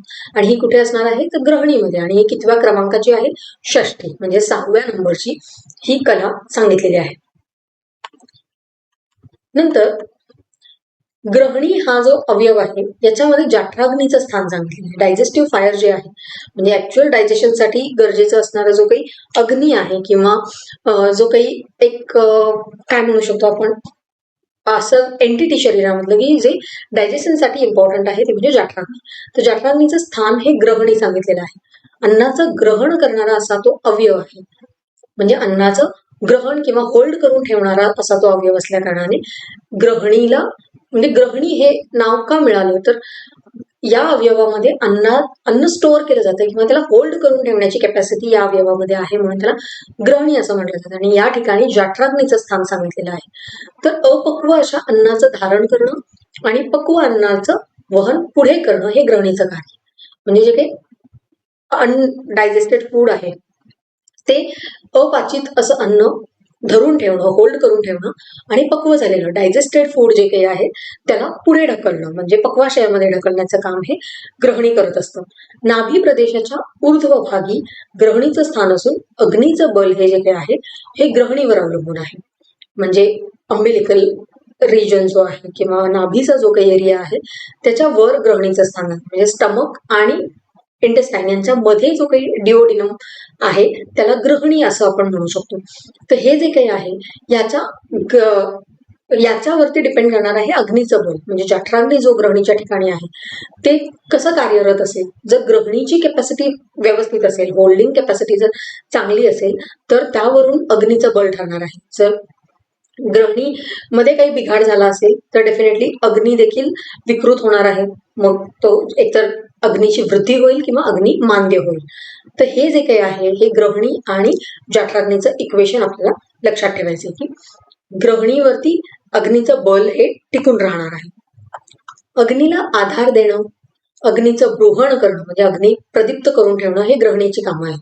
म्हणजे अपाचित अन्नाला धरून ठेवणं, होल्ड करून ठेवणं, पक्व झालेल्या अन्नाला पुढे ढकलणं, अग्नीचं ब्रूहण करणं म्हणजे अग्नी तेवत ठेवणं कंटिन्युअसली, जठराग्नी जो आहे तो प्रज्वलित करून ठेवणं आणि अग्नीला आधार देण्याचं काम हे ग्रहणीचं सांगितलेलं आहे. त्याच्यानंतर पक्वाशय आणि आमाशयामध्ये असलेल्या ग्रहणीमध्ये पित्तधरा कलेचं स्थान आहे. आपण बघितलं सुरुवातीलाच की एक्झॅक्टली ग्रहणी म्हणजे काय तर जे ग्रहण करून ठेवतो अन्नाला धारण करून ठेवतो त्याला ग्रहणी म्हटलेलं आहे. आणि या ग्रहणीमध्ये जी कला आहे 6व्या नंबरची तिला पित्तधरा कला असं म्हटलेलं आहे. याच ठिकाणी अग्नीचं स्थान असून पित्ताच्या उष्णतेने त्या आहाराचं पचन करणं, पचलेल्या अन्नाचं शोषण करणं आणि पक्व अन्नाचं पक्वाशयामध्ये वहन करणं. म्हणजेच जठराग्नीमुळे आहाराचं पचन करणं, डायजेशन करणं, जे काही युजफुल प्रोडक्ट आहे ते शरीरामध्ये त्याचं ऍब्सॉर्प्शन करणं आणि पक्व झालेलं पूर्ण डायजेशन झाल्यानंतर ते जे काही पुढचं उरलेलं पार्ट आहे ते पक्वाशयामध्ये लार्ज इंटेस्टाईनमध्ये त्याचं ट्रान्सपोर्टेशन करणं, वहन करणं हे पित्तधरा कलेचं कार्य सांगितलेलं आहे. त्यामुळे एक्झॅक्टली डायजेशनमध्ये ग्रहणीचं आणि पित्तधरा कलेचं कार्य काय आहे, ग्रहणी काय करणार आहे, अन्नाला धरून ठेवणार आहे, अपाचित अन्नाला धरून ठेवणार आहे आणि पक्व अन्नाला पुढे ढकलणार आहे, अग्नीला बल देणार आहे, अग्नीला धारण करून ठेवणार आहे किंवा अग्नीचं बल हे ग्रहणीवरती डिपेंड करणार आहे. त्याच पद्धतीने पित्तधरा कला काय करणार आहे तर अन्नाचं पचन करणार आहे. कारण ग्रहणीमध्येच पित्तधरा कला सांगितलेली आहे. त्यामुळे अन्नाचं पचन करेल, पचलेल्या अन्नाचं ऍब्सॉर्प्शन करेल आणि अपाचित अन्न किंवा जे काही पूर्ण पक्व झालेलं अन्न आहे ते पक्वाशयामध्ये त्याचं ट्रान्सपोर्टेशन वहन करण्याचं काम हे पित्तधरा कलेचं सांगितलेलं आहे. त्याच्यानंतर पुढचा टॉपिक येतो तो म्हणजे सार किट्ट विभाजन. हे आहार पाकामध्ये सिलेबसमध्ये दिलेले वेगवेगळे पॉइंट्स आहेत की अन्न व स्रोतस, मग त्याचे मूलस्थानं काय आहेत, त्याच्यानंतर अवस्थापाक, निष्ठापाक, ग्रहणी आणि पित्तधरा कलेचं अन्नपचनामध्ये काय कार्य आहे. आणि त्याच्यानंतर पुढचा टॉपिक जो सिलेबसमध्ये आहे तो म्हणजे सार किट्ट विभाजन. याबद्दल आपण आता अवस्थापाकामध्ये डिस्कस केलं की जेव्हा आहाराचं पचन पूर्ण होतं त्याच्यानंतर त्याचे 2 पार्टमध्ये डिव्हिजन होतं, सारभाग आणि किट्टभाग. सारभाग म्हणजे जो शरीराला युजफुल प्रोडक्ट आहे तो, आणि किट्टभाग म्हणजे जो अपाचित आहे, अनडायजेस्टेड असा पार्ट आहे त्याला आपण किट्टभाग असं म्हणणार आहोत. तर व्याख्या काय आहे सार आणि किट्टाची, तत्र आहार प्रसादाख्यो रसाः किट्टं च मलाख्यम अभिनिवर्तते. म्हणजे प्रसादाः साराः जे आहाराचा प्रसाद भाग आहे, युजफुल पार्ट आहे, त्याला सार म्हणणार आहोत. आणि जो असार भाग आहे तो म्हणजे निरुपयोगी पार्ट जो आहे त्याला किट्ट म्हणणार आहोत. म्हणजेच आहाराच्या उत्तम भागापासून, प्रसाद भागापासून आहार रसाची निर्मिती होणार आहे आणि असार निरुपयोगी भागापासून किट्ट आणि मल तयार होणार आहे. म्हणजे आहाराच्या दोन पार्ट्स, पचन झाल्यानंतर आहाराचे दोन पार्ट्स मध्ये डिव्हिजन होणार आहे, सार भाग आणि किट्ट भाग. सार भाग म्हणजे युजफुल पार्ट, किट्ट भाग म्हणजे निरुपयोगी अनयुजफुल पार्ट असा तयार होणार आहे. आणि हे जे पचलेलं अन्न आहे, पक्व अन्नाचे दोन भाग सांगितले, त्याला एक सार भाग, दुसरा किट्ट भाग. म्हणजे युजफुल पार्टला सार भाग, प्रसाद भाग किंवा उपयोगी पार्ट जो आहे त्याला सार म्हटलेला आहे आणि जो निरुपयोगी पार्ट आहे त्याला किट्ट असं म्हटलेलं आहे. तर यांची वैशिष्ट्ये काय आहेत? सार भागाची वैशिष्ट्ये काय आहेत? सार भागाची उत्पत्ती हे अन्नाच्या पचलेल्या भागापासून होणार आहे. म्हणजे जे डायजेस्टेड फूड आहे त्याच्यामधून सार भागाची उपयोगी अशा प्रोडक्टची तिथे निर्मिती होणार आहे. सार भागालाच आहार रस हा शब्द देखील वापरला जातो, ज्याला आपण म्हणतो की आहार रसाची निर्मिती. म्हणजे घेतलेला आहार, त्याच्यावर जठराग्नीची प्रक्रिया, पचन प्रक्रिया पूर्ण होणार आणि मग आहार रसाची निर्मिती होणार. तर हे आहार रस म्हणजे काय आहे? तर सार भाग आहे, उपयोगी पार्ट आहे, कारण त्याच्यामध्ये सप्तधातूंचे पोषक अंश असणार आहेत. त्यामुळे सार भागालाच आहार रस असा देखील शब्द बऱ्याच ठिकाणी वापरलेला आहे.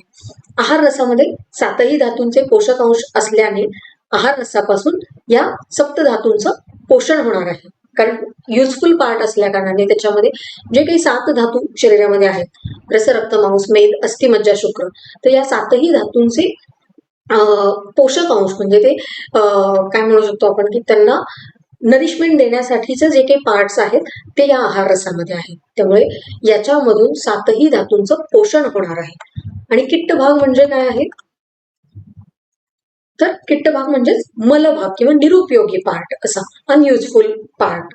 अन्नाच्या न पचलेल्या भागापासून किट्टाची निर्मिती होणार आहे. म्हणजे जे पचलेला भाग आहे त्याच्यातून सार भाग, डायजेस्टेड पार्ट मधून सार भागाची निर्मिती, आहार रसाची निर्मिती होणार आहे. आणि जे काही अपाचित भाग आहे, अनडायजेस्टेड फूड आहे, त्याच्यातून किट्टाची निर्मिती होणार आहे. किट्ट भागाचं देखील पुढं परत पृथक्करण होणार आहे. हे आपण ऑलरेडी बघितलं होतं की जी पुरुष धरा कला आहे ती या किट्ट भागाचं परत तीन पार्ट मध्ये डिव्हिजन करणार आहे, घन, द्रव आणि वायुरूप. घन म्हणजे स्टूल फॉर्मेशन होणार आहे, पुरुष तयार होणार आहे. आणि द्रव म्हणजे मूत्र तयार होणार आहे, लिक्विड पार्ट तयार होणार आहे. आणि वायू म्हणजे फ्लॅटस किंवा अपान वायूची निर्मिती या किट्ट भागापासून पुरुष धरा कला करणार आहे. म्हणजेच सार आणि किट्ट असे दोन पार्ट्स आहाराच्या पचनातून तयार होणार आहेत आणि किट्ट भागातून परत पुरुष धरा कलेकडून तीन पार्ट्स मध्ये डिव्हिजन होणार आहे, घन, द्रव आणि वायू. आणि हे सार किट्ट विभाजन कुठे होणार आहे? याचं लोकेशन काय आहे? तर ग्रहणी. ग्रहणीच्या ठिकाणी हे सार किट्ट विभाजन होणार आहे. यासाठी आवश्यक दोष कोणते कोणते आहेत? पाचक पित्त, कारण पचनासाठी महत्वाचं आहे पाचक पित्त, कारण याच्यातूनच डायजेशन होणार आहे आणि त्याच्यातून करणार आहे की डायजेस्टेड पार्ट हा सार भाग म्हणला जाणार आहे, अनडायजेस्टेड पार्ट हा किट्ट भाग म्हणला जाणार आहे. आणि समान वायू, कारण हे दोनही कुठे असणार आहेत? तर ग्रहणीच्या ठिकाणी. सार किट्ट विभाजन होणार आहे ग्रहणीच्या ठिकाणी. त्यामुळे ग्रहणीच्या ठिकाणी असणारे दोष कोणते आहेत? पाचक पित्त आणि समान वायू. त्यामुळे यांची आवश्यकता सार किट्ट विभाजनामध्ये असणार आहे. सार किट्ट विभाजनाचं महत्व काय आहे? तर हे एकतर ग्रहणीमध्ये होतं हे विभाजन, आणि सार किट्ट भागाचं विभाजन झाल्यामुळे आहार रसाचं शोषण ग्रहणीमधील रस रक्तवाही शिरामध्ये होऊ शकतं. म्हणजे ह्या विभाजनानंतर जे काही युजफुल प्रोडक्ट आहे, युजफुल पार्ट आहे आहारातला, त्याचं शोषण, ऍब्सॉर्प्शन हे शरीरातल्या रसामध्ये, रक्तामध्ये, ब्लडमध्ये त्याचं ऍब्सॉर्प्शन केलं जाणार आहे. आणि या किट्ट भाग जे आहे त्याचं वहन पक्वाशयामध्ये करून त्याचं परत पृथक्करण केलं जाणार आहे. म्हणजे हे इम्पॉर्टंट काय आहे सार किट्ट विभाजन? तर युजफुल प्रोडक्टचं शरीरामध्ये परत ऍब्सॉर्ब केले जाणार आहेत आणि जे वेस्ट प्रोडक्ट आहे ते पुढे पक्वाशयामध्ये ढकललं जाणार आहे आणि तिथून त्या किट्ट भागाचे परत तीन त्याचे पार्ट्स बनणार आहेत, घन, द्रव आणि वायू. अशा पद्धतीने हे सार किट्ट विभाजन ग्रहणीच्या ठिकाणी होणार आहे. त्याच्यानंतर अवस्था पाकामध्ये वातादी दोषांची निर्मिती सांगितलेली आहे. जे आपण बघितलं सुरुवातीलाच की मधुर अवस्था पाकामध्ये कफदोषाचं उदिरण होतं, आम्ल अवस्थापकामध्ये अच्छ पित्ताचं उदिरण होतं, म्हणजे क्लिअर अशा लिक्विड पित्ताचं उदिरण म्हणजे सिक्रेशन होतं, आणि कटू अवस्थापकामध्ये वात दोषाची निर्मिती होते. तर ही निर्मिती एक्झॅक्टली होते कशी अवस्थापकामध्ये, तर आहाराच्या प्रसाद भागापासून म्हणजे सार भागापासून रसाची आहार रसाची निर्मिती होते आणि किट्ट भागापासून वात पित्त कफाची उत्पत्ती होते. म्हणजे जे सारवान भाग आहे ते शरीरात अब्सॉर्ब होणार आहेत आणि ते सप्तधातू पोषकांश असणार आहेत वगैरे वगैरे, आणि किट्ट भाग जो आहे त्याच्यामधून या वात पित्त आणि कफ दोषाची निर्मिती होणार आहे. किट्ट या शब्दाचा अर्थ इथे म्हणजे अगदी वेस्ट प्रोडक्ट किंवा टाकाऊ असा न घेता एक वेगळा झालेला पदार्थ, डिफरन्शिएट झालेला पदार्थ असा आपण घेणं अपेक्षित आहे. त्याच्यानंतर आहारातील किट्ट भागापासून अन्नमल वायू, रसमल कफ आणि रक्तमल पित्ताची उत्पत्ती होते. आहाराचं पचन होतं, त्याच्यातून सारकिट्ट विभाजन होतं. किट्ट भागामध्ये त्याच्यातून वायू, पित्त आणि कफदोषाची निर्मिती होते. कशा पद्धतीने, तर अन्नमल वायू, रसमल कफ आणि रक्तमल पित्त दोषाची इथे निर्मिती होणार आहे. पण आपल्याला माहिती आहे दोष हे दोन प्रकारचे आहेत, प्राकृत दोष आणि वैकृत दोष. प्राकृत दोष जे असतात ते प्रकृती निर्माण करणारे आहेत, नावातच आहे प्राकृत आणि वैकृत. तर प्रकृती निर्माण करणारे जे दोष आहेत त्यांना प्राकृत दोष म्हटलेला आहे आणि त्यांचं प्रमाण शरीरामध्ये कधीही बदलत नाही. कारण आपल्याला माहिती, आपण जेव्हा प्रकृती हा टॉपिक बघत होतो तेव्हा आपल्याला माहिती की ज्या दोषाचं उत्कटत्व असतं त्या दोषाची प्रकृती बनते. तर हे जे प्रकृती बनण्यासाठीचे जे काही दोष आहेत वातपित्त कफच आहेत, पण हे जे काही प्राकृत दोष आहेत यांचं प्रमाण शरीरामध्ये कधीही बदलणार नाहीये. पण वैकृत दोष जे आहेत जे आहारामधून निर्माण होतात यांचं मात्र डेफिनेटली प्रमाण बदलत राहतं, कारण यांची निर्मितीच आहारामधून होते आणि त्यामुळे आहारामधून निर्माण होणाऱ्या मलस्वरूप अशा दोषांना वैकृत दोष असं म्हटलं जातं. म्हणजे जे प्राकृत आहेत त्यांचं प्रमाण कधीही बदलणार नाहीये, पण वैकृत दोष जे आहेत जे आहार पचनातून निर्माण होतात त्यांचं प्रमाण मात्र डेफिनेटली बदलणार आहे. दोषांची वृद्धी होते, क्षय होतो. तर हे कोणत्या प्रकारच्या दोषांचे वृद्धी क्षय होत असतात, तर हे वैकृत दोषांचं वृद्धी क्षय होत असतो. आणि वैकृत दोष हे धातूंना बिघडवून शरीरामध्ये विकृती निर्माण करतात. त्यामुळे पचन क्रियेमध्ये दोषांचं जेव्हा उदिरण होतं तर आहाराच्या किट्ट भागापासून दोषांची उत्पत्ती होते. म्हणजे पचन होत असताना, डायजेशन होत असताना या दोषांचं उदिरण म्हणजे काय, तर सिक्रेशन होतं आणि किट्ट भागापासून या दोषांची निर्मिती होते. कारण आपण बघितलं की अपान वायूची निर्मिती किट्ट भागापासून होणार आहे, तिथे पुरुष जे निर्माण होणार आहे ते किट्ट भागापासून तयार होणार आहे. तर हे जे काही आहे तर हे पचन किंवा किट्ट भागापासून निर्माण होणारे दोष आहेत. आणि पचन होत असताना अवस्थापाकामध्ये जेव्हा आपण बघितलं तेव्हा तिथे दोषांचं उदिरण म्हणजे सिक्रेशन होणार आहे. तर हे उदिरण आणि दोष निर्माण होणं याच्यामध्ये काहीतरी फरक आहे.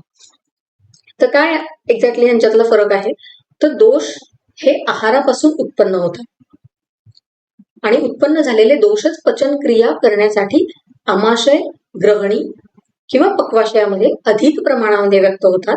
या दोषांच्या जास्त प्रमाणामध्ये व्यक्त होण्याच्या प्रक्रियेला उदिरण असं म्हटलं जातं. उदिरणामुळे दोषांना उत्तेजन मिळून दोषांचं स्त्रवण होऊन दोषांची जी काही कार्य आहेत ती घडून येतात. त्यामुळे उदिरण म्हणजे काय सांगितलेलं आहे, तर आहारामधूनच निर्माण होणारे जे काही दोष आहेत ते जिथे जिथे गरज वाटते त्या त्या स्टेजेसला त्यांचं उदिरण म्हणजे सिक्रेशन होणार आहे आणि त्याच्यामधून त्या दोषांची कार्य घडून येणार आहे. उत्पन्न झालेल्या दोषांचं उदिरण त्या त्या स्थानामध्ये आहार आला की होते आणि पचन कार्य झालं की या उदिरित दोषांचे स्त्राव आपोआप कमी होतात. म्हणजे आता जर आहार ऊर्ध्व आमाशयामध्ये आलेला आहे तर तिथे आपोआप क्लेदक कफाचं सिक्रेशन होणार आहे आणि जेव्हा तिथे त्या क्लेदक कफासोबत आहार मिक्स होणार आहे, आहाराला एक मधुरत्व प्राप्त होणार आहे आणि तो आहार जेव्हा पुढे अधो आमाशय आणि ग्रहणीमध्ये जाणार आहे तर आपोआप ऊर्ध्व आमाशयामधील जे काही क्लेदक कफ आहे त्याचं सिक्रेशन आपोआप कमी होणार आहे. तर हे जे काही आहे याला आपण उदिरण होणं असं म्हणणार आहोत. म्हणजे ते जेव्हा दोष त्या ठिकाणी येतं, जेव्हा आहार त्या त्या स्थानी येतो, त्या त्या लोकेशनला येतं त्यावेळेला त्या दोषांचं उदिरण होणार आहे आणि त्या स्थानामधून आहार पुढे गेल्यानंतर ते दोष आपोआप तिथे कमी होणार आहे. तर हे जे काही आहे अशा पद्धतीने दोषांची निर्मिती किंवा उदिरण हे होत असतं. म्हणजे आहार आल्यानंतर दोष सिक्रेट होतात आणि त्याच पचनामध्ये पूर्ण पचन प्रक्रिया पूर्ण झाल्यानंतर या वैकृत दोषांची परत तिथे निर्मिती पण होणार आहे. त्यामुळे अवस्थापाक जो आहे त्याच्यामधून दोषांची निर्मिती कशा पद्धतीने होते यासाठी हा जो टॉपिक आहे हा आपण आता अभ्यासलेला आहे. पुढचा टॉपिक आहे कोष्ठ. जेव्हा आहार पचन ह्या सगळ्या गोष्टी आपण अभ्यासत असतो तेव्हा त्याच्या सोबतच एक टॉपिक येतो तो म्हणजे कोष्ठ. कोष्ठची व्याख्या काय सांगितलेली आहे? स्थानानी आम अग्नी पक्वानाम मूत्रस्य रुधिरस्य च ऋत उंडुकाः फुफ्फुसश्च कोष्ठ इति अभिधीयते. म्हणजेच काय म्हटलेलं आहे तर आम अग्नी पक्व मूत्र रक्त यांची जी काही स्थानं आहेत यांचे जे काही लोकेशन आहे म्हणजेच काय आमाचं लोकेशन काय आमाशय, अग्नीचं अग्न्याशय, पक्वचं पक्वाशय, मूत्राशय, यकृत प्लीहा उंडूक फुफ्फुस हे जे काही अवयव आहेत या सगळ्यांचा समावेश कोष्ठामध्ये केलेला आहे. हे सर्व अवयव पोकळ असल्यामुळे या अवयवांना कोष्ठ असं म्हटलेलं आहे. म्हणजेच काय आता आपल्याला माहिती आहे की पक्वाशय मूत्राशय आमाशय आशय म्हणजे काय काहीतरी तिथे पोकळी आहे काहीतरी रिकामेपण आहे त्यामुळेच त्यांना आशय म्हटलेला आहे. तर हे जे काही सगळे अवयव आहेत यांचा समावेश कोष्ठामध्ये का केलेला आहे तर कोष्ठ म्हणजे हे सर्व अवयव पोकळ असल्या कारणाने या अवयवांना कोष्ठ एकत्रितपणे हे सगळे अवयव जर आपण कन्सिडर केले तर यांना कोष्ठ अशी व्याख्या किंवा अशी एक संज्ञा दिलेली आहे. या कोष्ठाचे भेद काय आहेत प्रकार किती आहेत तर कोष्ठा क्रूरो मृदुर मध्य स्यातै समेरपि असे कोष्ठाचे प्रकार झाले. क्रूर कोष्ठ मृदू कोष्ठ आणि मध्य कोष्ठ. तर त्यातला पहिला जो कोष्ठ सांगितलेला आहे तो काय आहे क्रूर कोष्ठ. म्हणजे कोष्ठाचे देखील प्रकार आहेत. आपण बऱ्याचदा म्हणतो ना की त्याचा कोठा जड आहे त्याचा कोठा खूपच जास्त त्याला विरेचनासाठी द्रव्य द्यायला लागतं किंवा याला अगदी दूध दिलं तरी विरेचन होईल. हे कशावरून ठरतं तर हे कोष्ठावरून ठरतं. तर या कोष्ठाचे प्रकार सांगितलेले आहेत. पहिला प्रकार आहे क्रूर कोष्ठ. कोणामध्ये आपल्याला हे आढळतं वातोत्कर्षेण क्रूराः म्हणजे ज्या शरीरामध्ये वातदोष हे अधिक आहे शरीरामध्ये शरीराची टेंडन्सी आहे की वातदोष अधिक असण्याची त्या कोष्ठाला आपण क्रूर कोष्ठ म्हणणार आहोत. किंवा ज्या कोष्ठामध्ये वातदोष अधिक्य आहे तिथे क्रूर कोष्ठ आहे.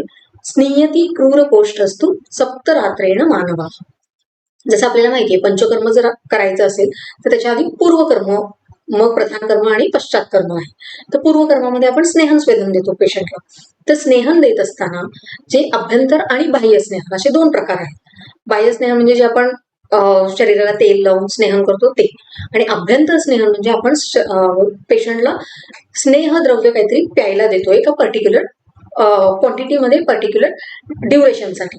तर हे कशावरून ठरतं जर क्रूर कोष्ठी व्यक्ती असेल जर क्रूर कोष्ठी असा रुग्ण असेल तर त्याला आपल्याला हे अभ्यंतर स्नेहन सप्तरात्री म्हणजे 7 दिवस आपल्याला हे द्यायला लागणार आहे. म्हणजे जर 7 दिवस पर्टिक्युलर क्वांटिटीमध्ये स्नेह द्रव्य दिलं तर त्याच्यानंतर त्या व्यक्तीमध्ये आपल्याला स्नेह लक्षणं दिसणार आहेत किंवा सम्यक स्निग्ध लक्षणं दिसणार आहेत. म्हणजे त्याला एकदम पुरुषाला स्निग्धता येईल जठरांनी त्याचा मंद झालेला असेल. तर ह्या ज्या काही गोष्टी आहेत सम्यक स्निग्धाची लक्षणं सांगितलेली आहेत. तर हे क्रूर कोष्ठामध्ये कधी दिसणार आहेत आपल्याला सप्तरात्री म्हणजे 7 दिवस स्नेहन द्रव्य सेवन केल्यानंतर त्या व्यक्तीला सम्यक स्निग्धाची लक्षणं दिसणार आहेत. त्यामुळे जर 7 रात्री द्यावं लागत असेल 7 दिवस स्नेहन घ्यावं लागत असेल तर त्याला क्रूर कोष्ठी म्हणायचं. आणि त्याच्या ज्यांच्या शरीरामध्ये वातदोष अधिक आहे त्या रुग्णांमध्ये बऱ्याचदा क्रूर कोष्ठ आपल्याला बघायला मिळतो. दुसरा प्रकार आहे कोष्ठाचा तो म्हणजे मृदू कोष्ठ. पित्तोत्कर्षेण मृदू. जसं वातदोषाची वृद्धी असेल शरीरामध्ये किंवा वातदोष अधिक्य असेल शरीरामध्ये तर क्रूर कोष्ठ आहे. त्याच पद्धतीने जर पित्तदोषाची शरीरामध्ये वृद्धी असेल तर तिथे मृदू कोष्ठ आपल्याला बघायला मिळतो. तर याच्यामध्ये काय आहे तर जसं क्रूर कोष्ठामध्ये 7 दिवस आपल्याला स्नेहद्रव्य द्यायला लागतं त्या पद्धतीने मृदू कोष्ठामध्ये मात्र त्रिरात्रे 3च दिवस आपल्याला स्नेहद्रव्य दिलं की त्या रुग्णाला सम्यक स्निग्धाची लक्षणं बघायला मिळतात. म्हणजे हे जे मृदू कोष्ठी व्यक्ती असतात त्यांच्यामध्ये पित्त हे अधिक असतं त्यामुळे त्यांना क्षीरेण अपि विरेच्यते, म्हणजे दुधाने देखील त्यांना विरेचन होतं. काही लोक असतात की ज्यांना दूध देखील सहन होत नाही. जर त्यांनी दुधाचं सेवन केलं तर त्यांना लगेच लूज मोशन्स होतात. तर हे काय आहे, हे मृदू कोष्ठाचं लक्षण सांगितलेलं आहे. तिसरा कोष्ठ सांगितलेला आहे तो म्हणजे मध्य कोष्ठ. मग याच्यामध्ये ऑब्व्हियसली कफोत्कर्षेण मध्या, म्हणजे कफ दोषाचं जर शरीरामध्ये अधिक्य असेल तर तिथे मध्य कोष्ठ आपल्याला बघायला मिळतं. म्हणजे वातदोषाचं अधिक्य असेल क्रूर कोष्ठ, पित्त दोषाचं अधिक्य असेल तर मृदू कोष्ठ, आणि कफदोषाचं अधिक्य असेल तर मध्य कोष्ठ, असे 3 कोष्ठाचे प्रकार सांगितलेले आहेत. मृदू कोष्ठासाठी 3 रात्रीमध्ये सम्यक स्निग्धाची लक्षणं दिसतात. क्रूर कोष्ठामध्ये मात्र 7 दिवस आपल्याला स्नेहद्रव्य रुग्णाला द्यावं लागणार आहे. हे कोष्ठ विनिश्चय का महत्वाचं आहे, किंवा आपण हे कसं करणार आहोत, कोष्ठ ठरणार कसं की ह्या मृदू गोष्टी आहे, हा क्रूर गोष्टी आहे. तर मृदू कोष्ठ जर असेल एखाद्या व्यक्तीचं तर त्याला दूध, मुगाची खिचडी, मनुका किंवा एरंड तेलामुळे देखील विरेचन, म्हणजे जे अगदी अल्प प्रमाणात किंवा काय म्हणू शकतो की कमी प्रमाणात जरी त्यांना ह्या गोष्टी सेवन करायला दिल्या तरी देखील त्या व्यक्तींना लूज मोशन होणार आहे, त्यांना विरेचन होणार आहे. तर जर काही लोक असतील की ज्यांना मुगाची खिचडी खाल्ली की लूज मोशन होतात, किंवा अगदी 4-8 मनुके खाल्ले तरी देखील त्यांना लगेच लूज मोशन होतात, एरंड तेलाने लूज मोशन होत असेल तर हे मृदू कोष्ठी आहे. पण जर क्रूर कोष्ठ असेल तर विरेचनासाठी मात्र जयपाळ, कुटकी यासाठी तीक्ष्ण विरेचक औषधं द्यावे लागतात. म्हणजे जे काही एकदम स्ट्रॉंग विरेचनासाठी औषधं जी सांगितलेली आहेत, जयपाळासारखी, कुटकीसारखी द्रव्य जे भेदन करून विरेचन करतात, तर हे जे द्रव्य लागत असतील जर विरेचनासाठी किंवा यांच्यानंतरच त्यांना लूज मोशन होत असेल तर त्या व्यक्तीचा कोष्ठ हा क्रूर आहे असं समजायला हवं. मध्य कोष्ठ कसा ओळखायचा, तर त्रिफळा चूर्णासारख्या जर द्रव्यामुळे विरेचन होते, म्हणजे त्यांना अगदी दुधाने विरेचन होत नाहीये पण जयपाळ वगैरे घेतलं की जास्तच विरेचन होते, पण त्रिफळासारखे जर चूर्ण घेतले की त्यांना विरेचन होतं, की जे इझिली काय म्हणू शकतो आपण की दुधाने विरेचन नाही होते पण त्रिफळा घेतल्यावरती विरेचन होते, तर ते मध्य कोष्ठी आहेत. त्यामुळे आपल्याला लक्षात ठेवताना असं लक्षात ठेवायचं मृदू, मध्य आणि क्रूर.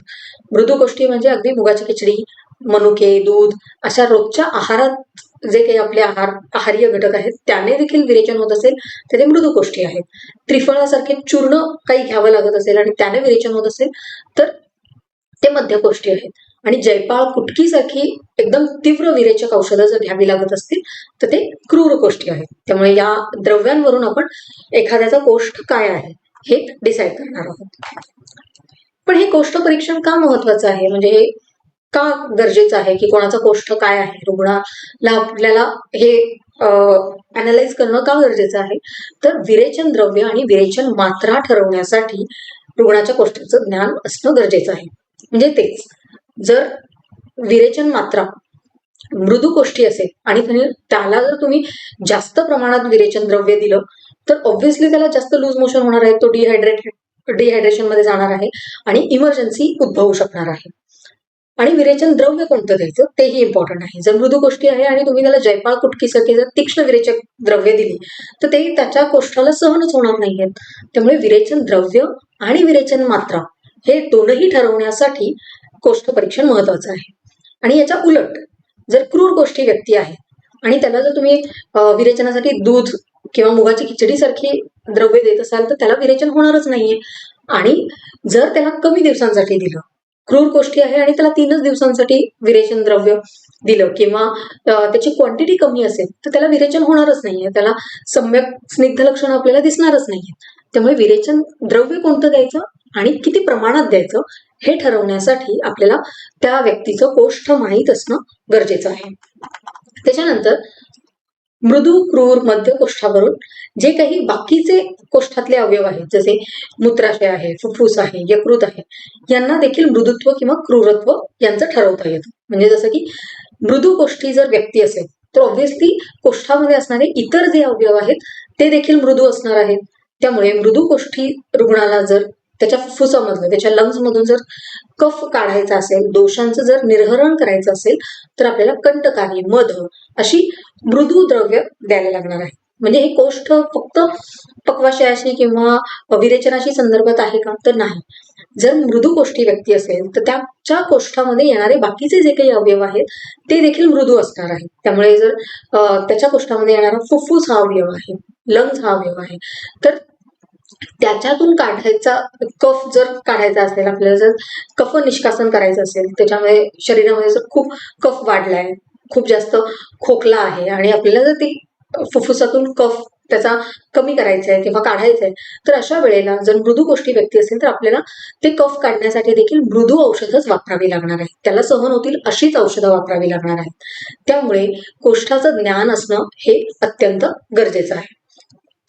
नंतर कोष्ठ विनिश्चयामुळे विरेचन मात्रा ठरवता येते. जसं की मृदू कोष्ठी जर व्यक्ती असेल आणि त्याला जर कमी प्रमाणात विरेचन द्रव्य दिलं तर ते युजफुल होणार आहे. पण जर मृदू कोष्ठी व्यक्तीलाच तुम्ही जास्त प्रमाणात द्रव्य दिलं, म्हणजे ते की मृदू कोष्ठी व्यक्तीला जर जयपाळ कुटकीसारखी द्रव्य दिली तर ऑब्व्हियसली त्याला खूप जास्त लूज मोशन होणार आहे, तो हायड्रेशन मध्ये जाणार आहे आणि इमर्जन्सी हायपोटेन्शन मध्ये जाणार आहे, इमर्जन्सी उद्भवणार आहे.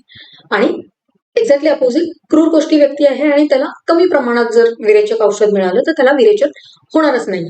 त्यामुळे मृदू कोष्ठी जी व्यक्ती आहे त्याला विरेचक औषध हे कमी प्रमाणात द्यायला लागणार आहे आणि क्रूर कोष्ठी जी व्यक्ती आहे त्याला विरेचन द्रव्य हे जास्त प्रमाणामध्ये द्यायला लागणार आहे. त्यामुळे मृदू कोष्ठी व्यक्तीला जर जास्त मात्रेमध्ये विरेचन द्रव्य दिलं तर ते जास्त विरेचन होतील आणि क्रूर कोष्ठीला जर कमी मात्रेमध्ये विरेचन द्रव्य दिलं तर त्याचा परिणामच दिसणार नाही, त्याला विरेचन होणारच नाही. त्यामुळे कोष्ठचं ज्ञान असणं की नेमकं कोणत्या प्रकारचा कोष्ठ आहे हे अतिशय महत्वाचं आहे. तर आजच्या लेक्चरमध्ये आपण जो काही आहार पाक हा टॉपिक आहे, थोडा लेंदी टॉपिक आहे पण खूप महत्वाचा टॉपिक आहे आणि त्याच्यामध्ये येणारे बरेच सब पॉइंट्स जे आहेत की अन्नवह स्त्रोतस, मग त्याच्यानंतर अवस्थापाक, निष्ठापाक, अवस्थापाक निष्ठापाकामध्ये भेद काय आहे, पित्तधरा कला म्हणजे काय, ग्रहणी म्हणजे काय, त्यांचा पचनामध्ये काय रोल आहे हे आपण बघितलं. त्याच्यानंतर कोष्ठ आणि कोष्ठाचे भेद काय सांगितलेले आहेत, यांचा कोष्ठाचं ज्ञान असणं का गरजेचं आहे, हे सगळे पॉइंट्स आपण आजच्या लेक्चरमध्ये डिस्कस केलेले आहेत. हा जो टॉपिक आहे हा एक्झाम मध्ये एमसीक्यू, एसएक्यू आणि एलएक्यू साठी विचारला जाऊ शकतो. जसं अवस्थापाक वर आपण डिस्कस केलं की एसएक्यू आणि एलएक्यू कसे येऊ शकतात. नंतर निष्ठापाक किंवा विपाक जो आहे तो देखील तुम्हाला एसएक्यू साठी विचारला जाऊ शकतो. अवस्थापाक आणि निष्ठापाकामधला भेद जो आहे तो टॉपिक तुम्हाला एसएक्यू साठी विचारला जाऊ शकतो. कोष्ठाची व्याख्या वर्णन करा, कोष्ठाचे भेद वर्णन करा, असा टॉपिक तुम्हाला एसएक्यू साठी विचारला जाऊ शकतो. तर हे जे काही असे परमिटेशन कॉम्बिनेशन करून या टॉपिकवर अनेक प्रकारचे प्रश्न विचारले जाऊ शकतात. तर आजच्या लेक्चरमध्ये आपण आहार पाक हा जो टॉपिक आहे क्रियाशारीर पेपर 1 चा तो कम्प्लीट केलेला आहे. तर हे जे लेक्चर्स आहेत हे आम्ही ट्राय करत आहोत की जास्तीत जास्त सोप्या पद्धतीने तुम्हाला कसे समजतील आणि ही जी काही संकल्पना आहे ही जास्त काळ तुमच्या डोक्यात कशी लक्षात राहील. तुम्हाला नंतर कधीही अवस्थापाकाबद्दल कोणी विचारलं तर तुम्हाला ते पटकन सांगता कसं येईल आणि ते लक्षात ठेवण्यासाठी काही इझी ट्रिक्स आहेत, काही एक्झाम्पल्स आहेत, त्या या सगळ्या गोष्टींचा विचार करून हे लेक्चर्स बनवलेले आहेत किंवा नोट्स देखील त्या पद्धतीने तयार केलेले आहेत की जेणेकरून समजायला सोपे असतील. परीक्षेमध्ये काही प्रश्न विचारला तर पटकन ती संकल्पना लक्षात येईल आणि तुम्ही ते आन्सर करू शकाल. त्यामुळे सोप्यातल्या सोप्या पद्धतीने आणि अगदी काय म्हणतात त्याला दीर्घकाळ लक्षात राहील अशा पद्धतीने हे लेक्चर सिरीज बनवलेले आहेत. जर तुम्हाला हे लेक्चर सिरीज आवडत असतील तर तुम्ही तुमच्या फ्रेंड्सना, ज्युनियर्सना हे तुम्ही सजेस्ट करू शकता की मौर्य पब्लिकेशन ऍप वरती जे काही लेक्चर सिरीज आहेत ते तुम्हाला कसे बेनिफिशियल आहेत आणि जर त्यांनी जॉईन केलं तुमच्या फ्रेंड्सनी, ज्युनियर्सनी, तर त्यांना हे कसे उपयोगी ठरणार आहेत आणि त्याचा लॉंग टर्म काय बेनिफिट आहे हे तुम्ही त्यांना एक्सप्लेन करू शकता आणि त्यांना मौर्य पब्लिकेशन या प्लॅटफॉर्म सोबत इंट्रोड्यूस करून देऊ शकता. तर अशा पद्धतीने आपला क्रियाशारीर पेपर 1 चा जो टॉपिक आहे किंवा पेपर 1 चा आयुर्वेदिक पार्ट जो आहे तो पूर्ण झालेला आहे. नेक्स्ट लेक्चरमध्ये आपण क्रियाशारीर पेपर 2 मध्ये जे काही टॉपिक बाकी आहेत त्याबद्दल डिस्कस करणार आहोत. धन्यवाद.